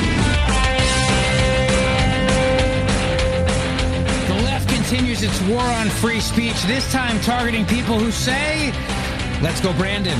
That's right. Good evening. Welcome to the Mark Levin Show. The great one is off tonight. It's me, Rich Zioli, in with you. Great to be here. Your fellow Levinite from Mark's hometown of Philadelphia, where I host a show on WPHT and also do a podcast every afternoon as well. Subscribe to it, please, if you would. ZEOLI. You could just search for it. This Let's Go Brandon thing is funny to me. It cracks me up. But what's also amazing is how the left doesn't have a sense of humor. I think we all know that, obviously. And now they're trying to go after it because it's speech they don't like, and that's what they do. They try to make anybody a criminal if they're saying things they don't like. It's what they do all the time. And so this time now they're treating it like it's criminal hate speech. Oh, and did you hear that guy Joe Lockhart is a CNN analyst who compared Let's Go Brandon to the Nazis, the Klan, and ISIS? You probably heard that, right? So he tweeted this out. You know who also had coded statements like "Let's go, Brandon"? ISIS, the Klan, the Nazis. Are you starting to get the point? By the way, this is also why I'm very hesitant to use Nazi comparisons, because the left does it all the time to us. But anyway, it's also usually devoid of any logic, like in this case right here. Joe Lockhart. You know who also had coded statements like Brandon? Now, you know the Let's Go Brandon thing, if you don't know where it started because people were chanting, F. Joe Biden at a race, and then the reporter said, oh, listen to this. They're chanting, let's go Brandon. That's how it got started, because it's really a joke about fake news as much as it's about a joke about Joe Biden. It really is. And yet it's been funny, but instead of them laughing at it, because they can't, they have to turn around and try to get people arrested. And this is what they're doing now. I mean, they're actually weaponizing speech against people who are saying this, because how dare they? How dare they insult their president? How dare they? And, you know, it may not be a classy thing to say, but who cares? I mean, that's free speech doesn't have to be classy. Free speech is just speech. It doesn't have to be classy. You don't have to like it. That's the whole point. I mean, First Amendment's there to protect speech you don't like. It's there to protect speech that isn't classy. That's why we have it. Otherwise, what would be the point, right? So they have this Southwest Airlines pilot. You've probably heard of this guy, right? Who said, let's go, Brandon. Before he took off, he kind of muttered it under his breath. And they wanted to do an investigation on the guy. Southwest promised to get to the bottom of this. They said, we will not allow political statements. Political statements? What if the guy had a friend named Brandon? I mean, is that it's certainly a possibility, is it not? He might just know someone named Brandon and might just want to be saying, let's go, Brandon. But beyond that, too, beyond even wanting the investigation into the Southwest Airlines pilot for saying that, they also said this now. They said, this was Asha Rangapi on Twitter, who said, as an experiment, I'd love for a Southwest Air pilot to say, long live ISIS, before taking off. My guess is that the plane would be immediately grounded, the pilot fired, and a statement issued by the airline within a matter of hours. See, now, if you can't figure out the difference between let's go ISIS and let's go Brandon, I don't know what to tell you, but you're clearly a leftist. I mean, there's no other way around it. You're just clearly a leftist. So that's not the only triggering, of course, that occurred. Juliet Kayam, who's a Harvard professor, said the passengers on that flight should file complaints with the Federal Aviation Administration because their ears had to hear something they don't like. This Harvard person said, if Southwest Air doesn't do anything, every passenger on that flight has standing to file a complaint with the FAA, and they should do so. Southwest will then be compelled to investigate or defend the pilot. Have fun with that. No messing around in the air. Bright line rule. So, I mean, you know, a lot of times pilots and the flight attendants make jokes, and they're doing the whole, you know, how to buckle in the seatbelt thing that they still have to, they think they have to teach us still to this day. And a lot of times they do it to make it fun and, you know, joke around. They dance sometimes, right? They sing songs. They make little comments. Nobody's ever really gotten upset by it. But of course now, let's go Brandon is now synonymous with the fact that Joe Biden's a failure. That's really what it comes down to. He's failing at everything. They know that. There was this Democrat who spoke anonymously today, and he said, he's almost to the point of chanting, let's go, Brandon, now things are that bad. Because that's what it comes down to. Chris Hahn, who's a progressive political strategist, he accused the pilot of sympathizing with terrorists, the pilot of the plane, the pilot of the Southwest plane, of sympathizing with terrorists, by the way. And it also kind of sounded a little bit like he might have said, let's go Braves. That's the other thing, too, is that the Braves were in the World Series. I mean, there was, of course, the left accusing everybody of the racist chant, you know, and the chop. And there was that, too. But it's also possible that the pilot might have been saying, let's go Braves. It's hard to tell. But I don't think that would have been any better. Since Trump went to the Braves game and did the chop, that probably would have even been worse, actually. They might have grounded the plane just for that, for saying the racist word Braves. It's very hard to keep up with these people. It really is. But let's go Brandon is political speech. It's protected speech. It's satire, it's parody, it's tongue-in-cheek, it's all these other things. Then there was something that was emblazed on an assault rifle, and it was a funny thing. It wasn't like a threat, but someone asked the Secret Service whether it was a reporter for NBC News. I called to ask the Secret Service whether they will consider the F. Joe Biden emblazed on the assault rifle to represent a security threat to the president. It's a meme. A Let's Go Brandon meme, and now they're calling the Secret Service over. So see, this is what happens. There's a guy down in Florida. He's not in a condo development or anything as far as I can tell, but the town is fining him $50 a day if he doesn't take down his Let's Go Brandon banner.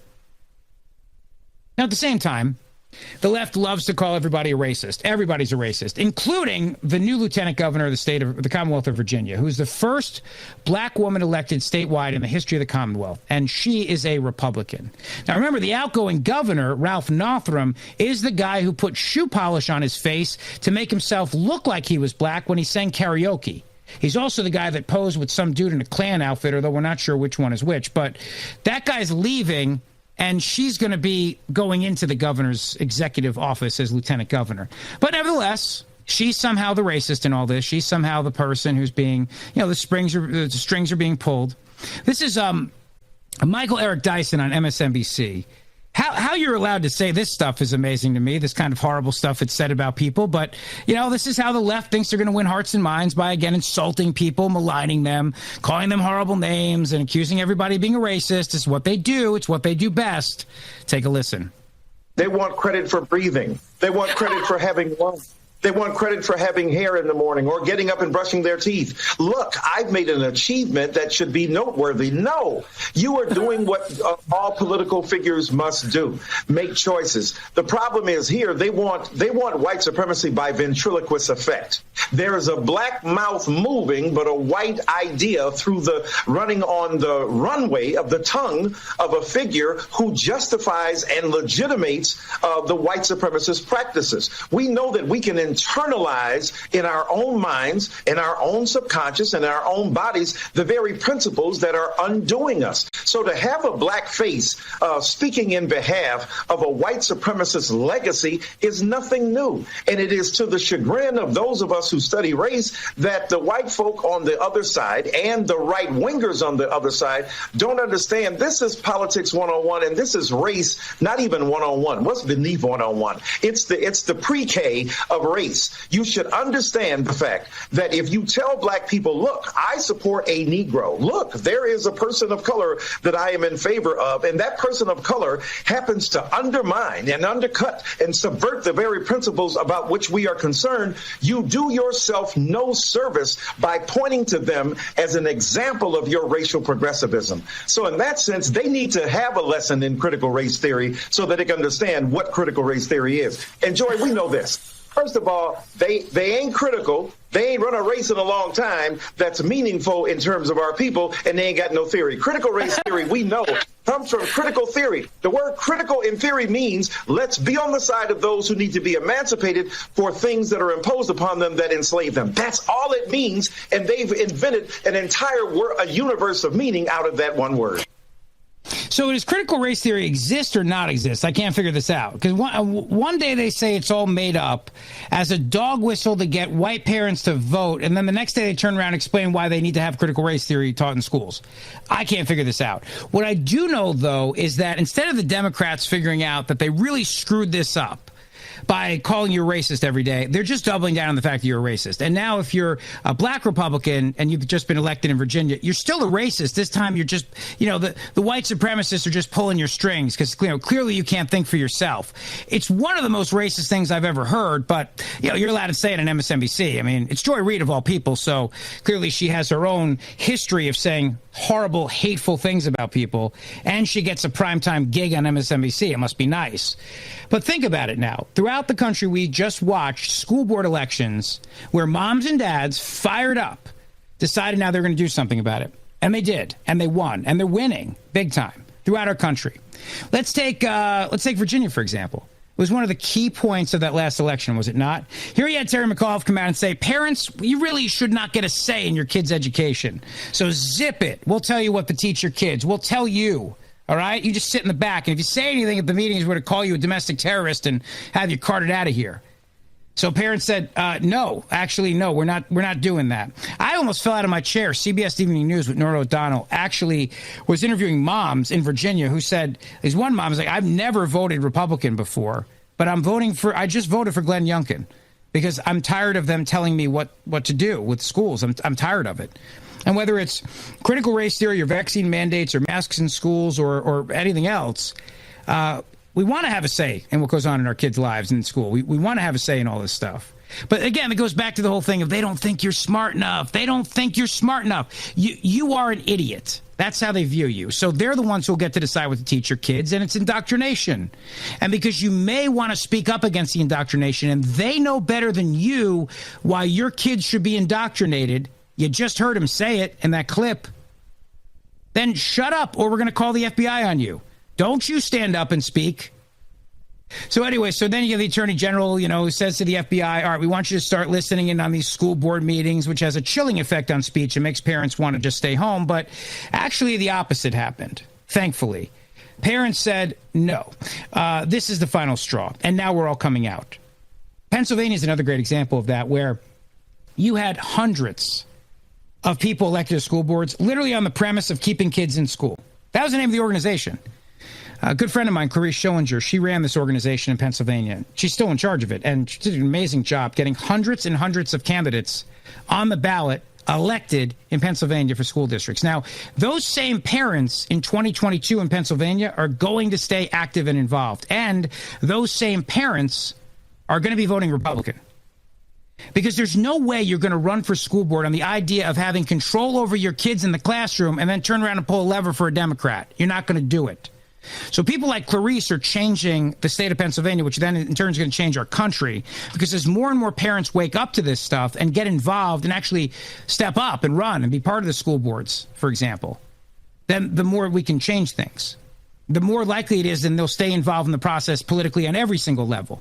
Same thing happened in Jersey, too. Moms and dads who were never engaged before got fired up, did something about it. My buddy Josh Akins, he has this whole group in New Jersey. Same thing. They organized all these people. Rise NJ, it's called. They all were organized. They ran candidates up and down the ballot. It's a beautiful thing to see. But they've done something here. They've woken the sleeping giant. They have. Can only get kicked around so much, called a racist and called an idiot and all the other things that the left constantly does to people. And the other thing, too, is the vaccination mandates with the kids. Now, you may decide you want to vaccinate your kids, but that's a decision you want to make. It's not a decision you want the state making for you. And that's a big thing, too, that's playing out. Mark my words on this. And by the way, just for the record, the New Jersey governor's race has not been decided yet. The Associated Press called the race, but who cares? They made a prediction. It's like me calling the Eagles game tomorrow. I can predict it, which, by the way, I'm terrible at because I'm not very good at sports, but it's a prediction. It doesn't mean that it's going to happen. That's literally what they did here with that race in New Jersey. The counting's still going on. It may be where the king, Phil Murphy, wins re-election, but Jack Ciattarelli is not out of this. He's still going here. All right, we got a lot more to talk about here on the Mark Levin Show. Your thoughts, 877-381-3811. It's me, Rich Zioli, in for the great one, coming right back. Mark Levin.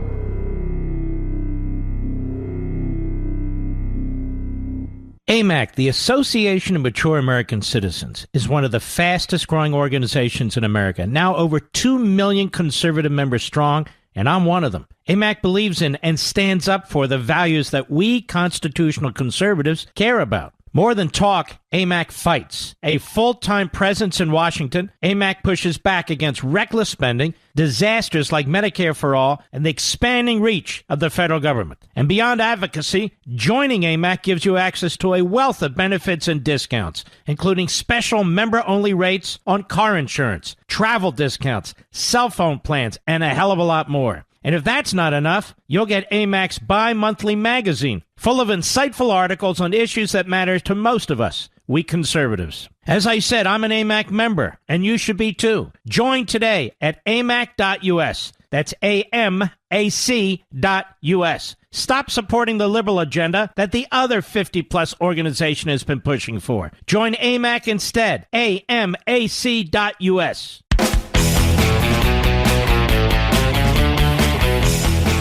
Yeah, this movement of parents is amazing to watch. Really amazing. And, like in Clarice's example that I mentioned earlier in Pennsylvania, just a mom just got fed up, said enough is enough, I'm doing something, rolling up my sleeves.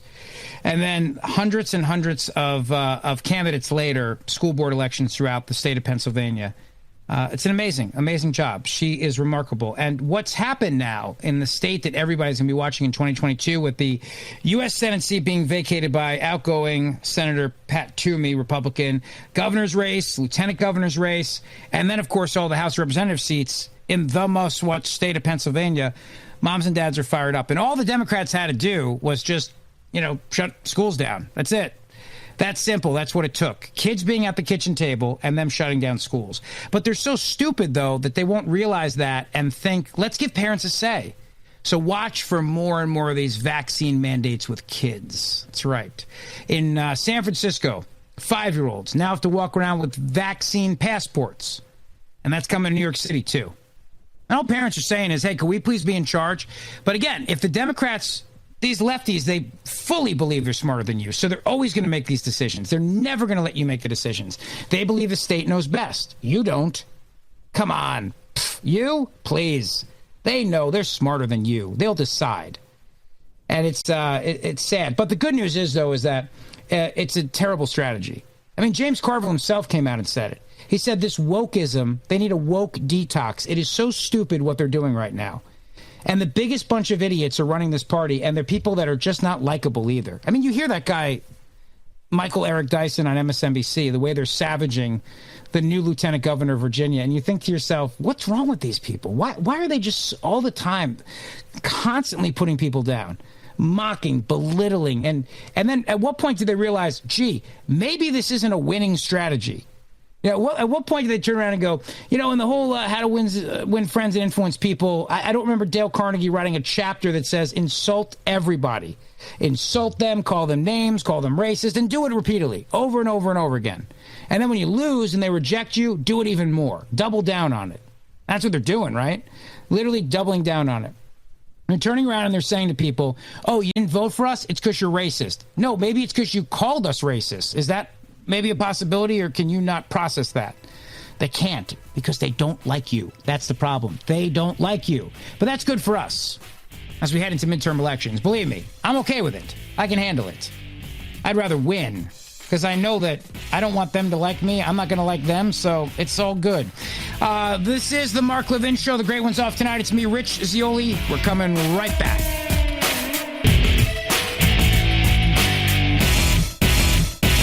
AMAC, the Association of Mature American Citizens, is one of the fastest growing organizations in America, now over 2 million conservative members strong, and I'm one of them. AMAC believes in and stands up for the values that we constitutional conservatives care about. More than talk, AMAC fights. A full-time presence in Washington, AMAC pushes back against reckless spending, disasters like Medicare for All, and the expanding reach of the federal government. And beyond advocacy, joining AMAC gives you access to a wealth of benefits and discounts, including special member-only rates on car insurance, travel discounts, cell phone plans, and a hell of a lot more. And if that's not enough, you'll get AMAC's bi-monthly magazine, full of insightful articles on issues that matter to most of us, we conservatives. As I said, I'm an AMAC member, and you should be too. Join today at amac.us. That's AMAC.us.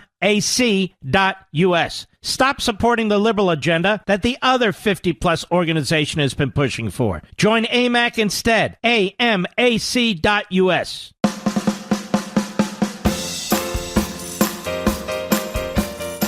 America's most powerful conservative voice. The Mark Levin Show. Dial in now. 877-381-3811.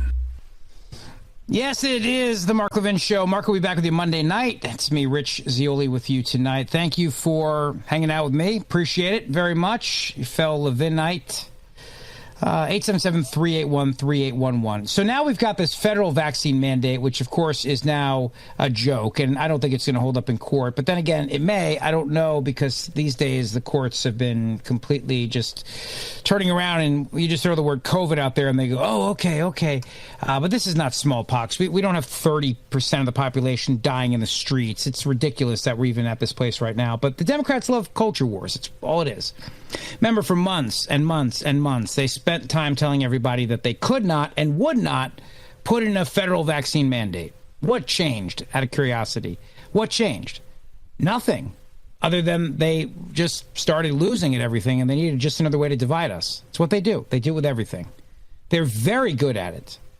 So now you've got people who are quitting their jobs because of the vaccine mandate. And so we've got now an even bigger shortage of first responders and police officers, firefighters, doctors, nurses, very people who've literally been on the front lines of this pandemic since day one. A lot of them have had COVID already. They've got natural immunity. We don't talk about that. At the same time, all this is going on right now, we're turning around, the federal government's turning around and saying, and if you don't go along with this, we're going to fine you $14,000 an employee. And you know what that's about, right? That's just to give employers cover. just to give them cover so they can turn around and go, oh, it's not us. We don't want to do this, but we have to because otherwise we'll get fined by the feds. It's really a joke. And so what's happening is people are saying, well, then I'm out. I'm done. I'm out. I quit. I'm leaving. Not doing it. We just don't like to be told what to do when it comes to our health. We don't like to have the state force us to do anything. We just don't like the state forcing us to undergo medical procedures. And when you have a virus that's not killing 30% of the population, the argument for why it has to happen, I think, evaporates. But again, what is it really about? Is it really about public health? Of course not. If it was about public health, this would have been something they did a long time ago. It would have been something that they said they were always going to do. No, it's about just making us fight. Just divide us.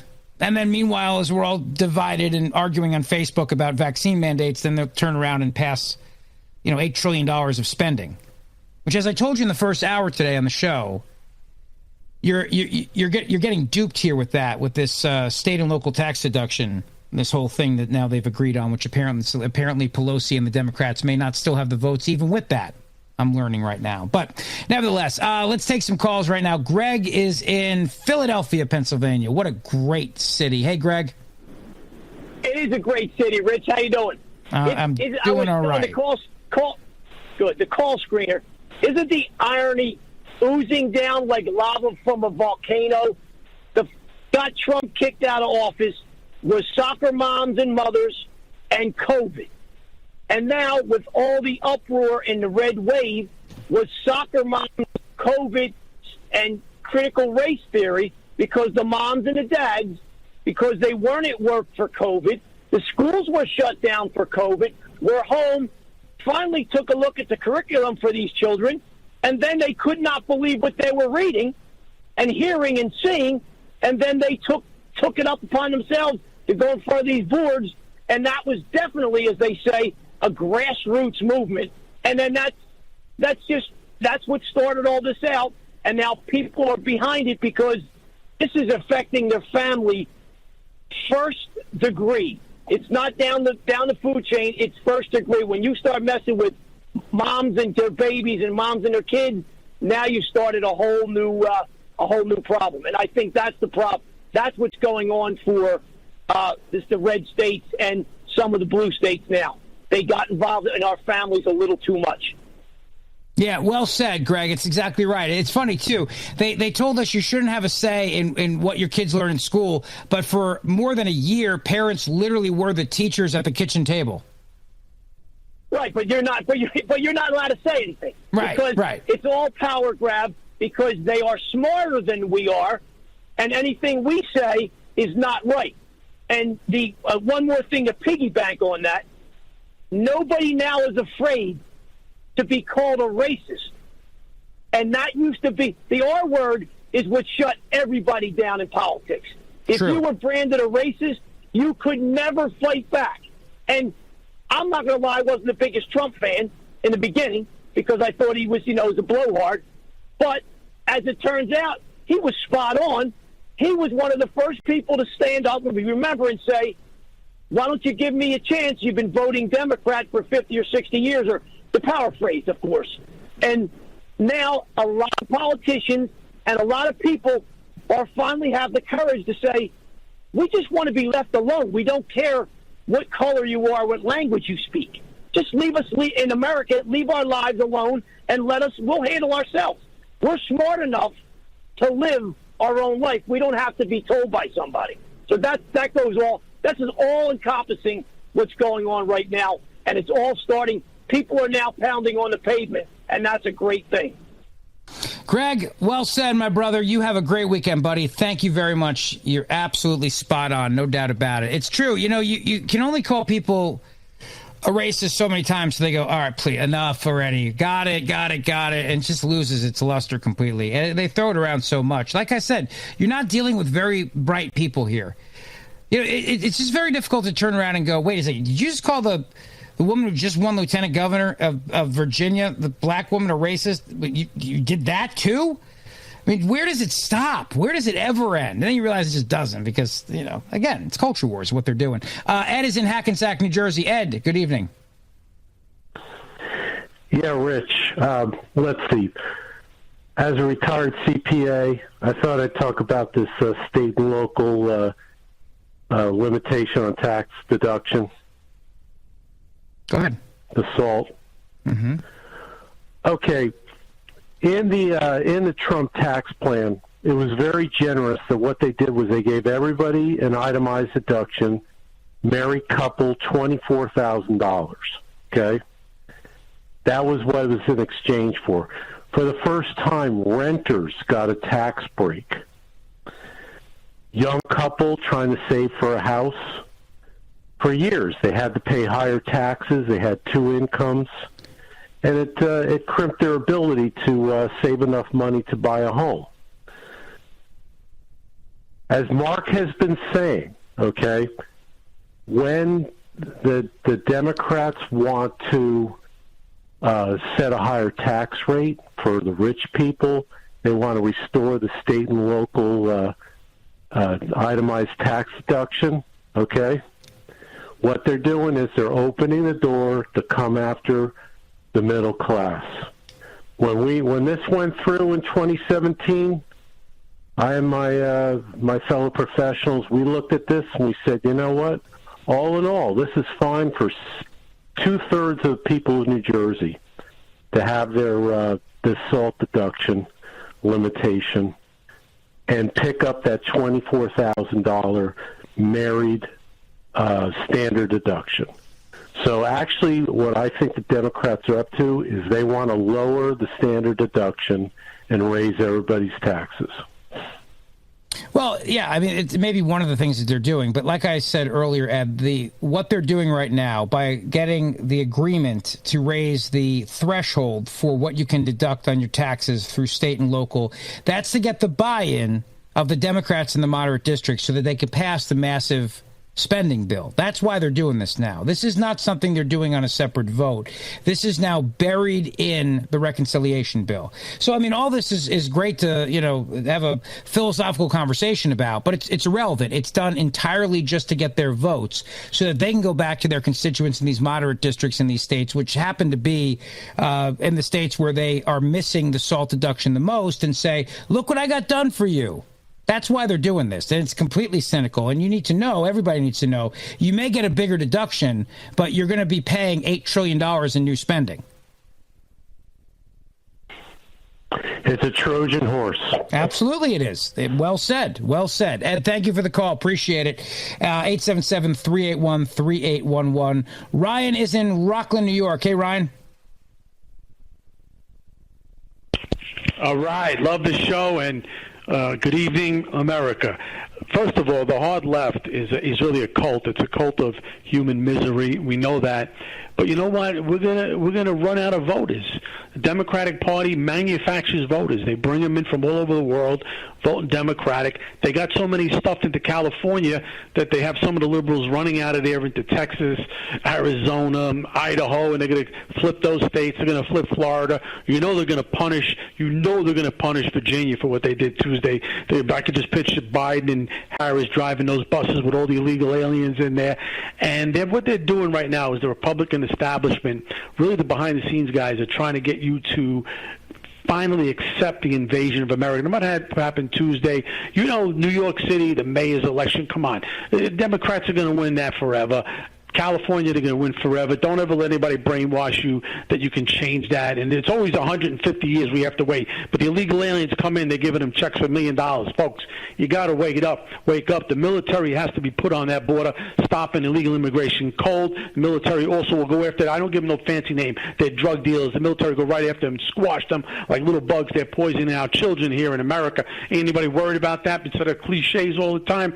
Then affirmative action will pull it. Race quotas will pull it out. All right. You're saying a lot. You're throwing a lot out there. All right, Ryan, thank you. I got some other callers in. Thank you. Let's have a good night. Appreciate it very much. All over the place, man. My head's spinning here. All right.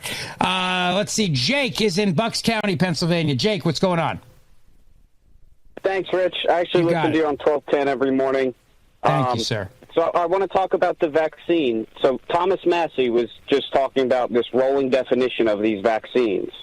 And before this changing definition, it wouldn't even be categorized as a vaccine. So, and I'm getting to something called GINA, the Genetic Information Non-Discrimination Act from 2008. It talks about advances in genetic technology, with therapies and medicine. And this is that. It's come to fruition. There's this mRNA vaccine delivers genetic instructions to your body so you can produce a spike protein. And then your body's immune system learns how to fight that spike protein so you get some level of protection from COVID-19.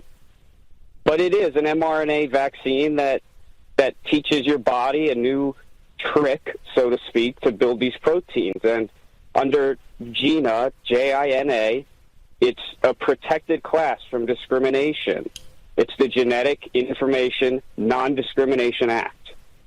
And when this mandate is out from OSHA, these lawsuits should be including this. So, I'm in Pennsylvania. It shouldn't apply. You're already federally protected. You shouldn't be able to be fired or treated differently at work based on this genetic information.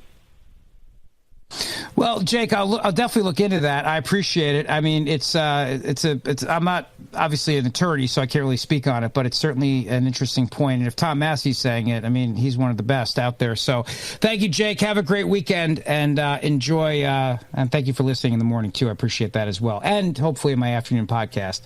All right, we've got one more call in here before the break. Let's see here now. Don is in Loudoun County, Virginia, the epicenter of what have been now some of the biggest school board elections in the country. Hey, Don.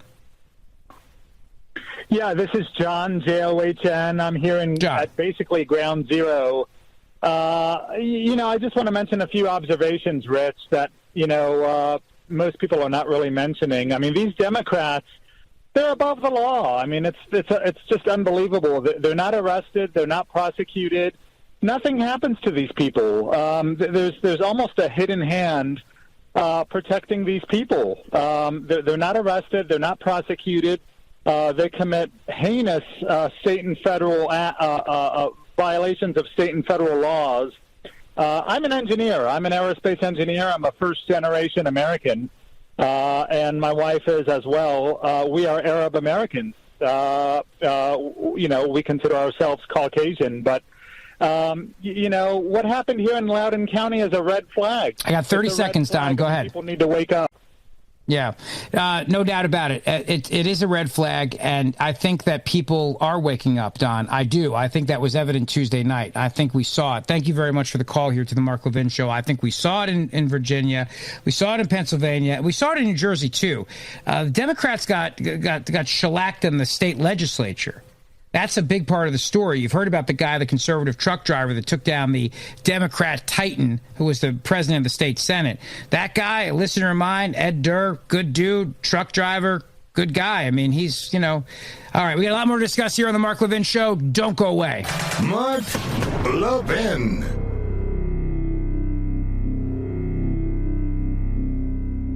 AMAC, the Association of Mature American Citizens, is one of the fastest growing organizations in America, now over 2 million conservative members strong, and I'm one of them. AMAC believes in and stands up for the values that we constitutional conservatives care about. More than talk, AMAC fights. A full-time presence in Washington, AMAC pushes back against reckless spending, disasters like Medicare for All, and the expanding reach of the federal government. And beyond advocacy, joining AMAC gives you access to a wealth of benefits and discounts, including special member-only rates on car insurance, travel discounts, cell phone plans, and a hell of a lot more. And if that's not enough, you'll get AMAC's bi-monthly magazine, full of insightful articles on issues that matter to most of us, we conservatives. As I said, I'm an AMAC member, and you should be too. Join today at amac.us. That's AMAC.us.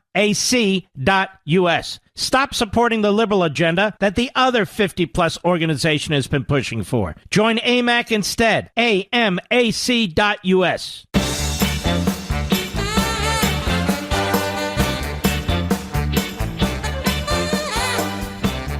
Hey, by the way, speaking of Philadelphia, our own call screener, Mr. Rich Valdez, will be, his podcast also plays on WPHT Sunday mornings. So set your alarm for that. 6 o'clock on Sunday mornings, or 6:30. We'll look it up. Richie will tweet it out.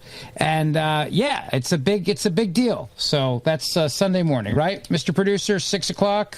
Thank you very much. All right. And he'll tweet it. And we'll tweet it after the show, too. Look at that. And then Monday, Mark will be back. So that's good. And that'll be a good thing. I think, too, tonight was a good lesson, too, in terms of thinking about all this kind of tying together. The kind of stuff Democrats try to pull on Friday nights is amazing to me. This whole thing with this deal they reached on this SALT deduction and saying they have the votes, but then not really having the votes and the infrastructure and everything else. Total scam. But again, Friday night where everybody's going home for the weekend and doing their things. This is what they always do. It's either they're dropping some news or they're doing something like this where everybody's not paying attention. But I'll tell you one thing, though. This weekend, you'll have to pay attention. The clock's changing because that's happening this weekend, even though I can't stand it personally. I don't know about you, but I need more daylight in the afternoon. That's what I want. I want more daylight in the afternoon. I want more sunshine in the afternoon. I think it's a critical piece. It's what we're missing in this country right now is more sunshine, more vitamin D, which also, by the way, there's a lot of correlation between your vitamin D levels and your body's immunity to COVID-19. It's something they don't talk about. So I'm just saying, I understand the kids got to be at the school bus stop in the dark, but it's okay. Flashlights, they could play flashlight tag. I'm all right with it. Get a little sunshine in the afternoon. It's a good thing. So maybe at some point they'll change this. I don't know. I saw a Republican congressman from Utah has a bill in to at least give states the option to be able to get out of having the daylight savings time nonsense. But I don't know if it'll go anywhere or not, but who knows. Either way, obviously, there are some major fish to fry, as they say. The New Jersey governor's race is still not over. As I mentioned earlier, Jack Ciattarelli, the Republican nominee, put out a statement to his supporters. They're going to count every vote. He's not conceding until they count all the votes. And just as a reminder, in 1981, the race between Tom Kaine and Jim Florio was decided by 1,797 votes after 30 days of counting. Have a great weekend. Always fun to fill in with you. Thanks to Mr. Producer, Mr. Call Screener, to me, Rich Zioli, signing off for the great one, Mark Levin. Have a great weekend. Please subscribe to my afternoon podcast from WPHT. I'd appreciate it. God bless you. God bless America. Thank you.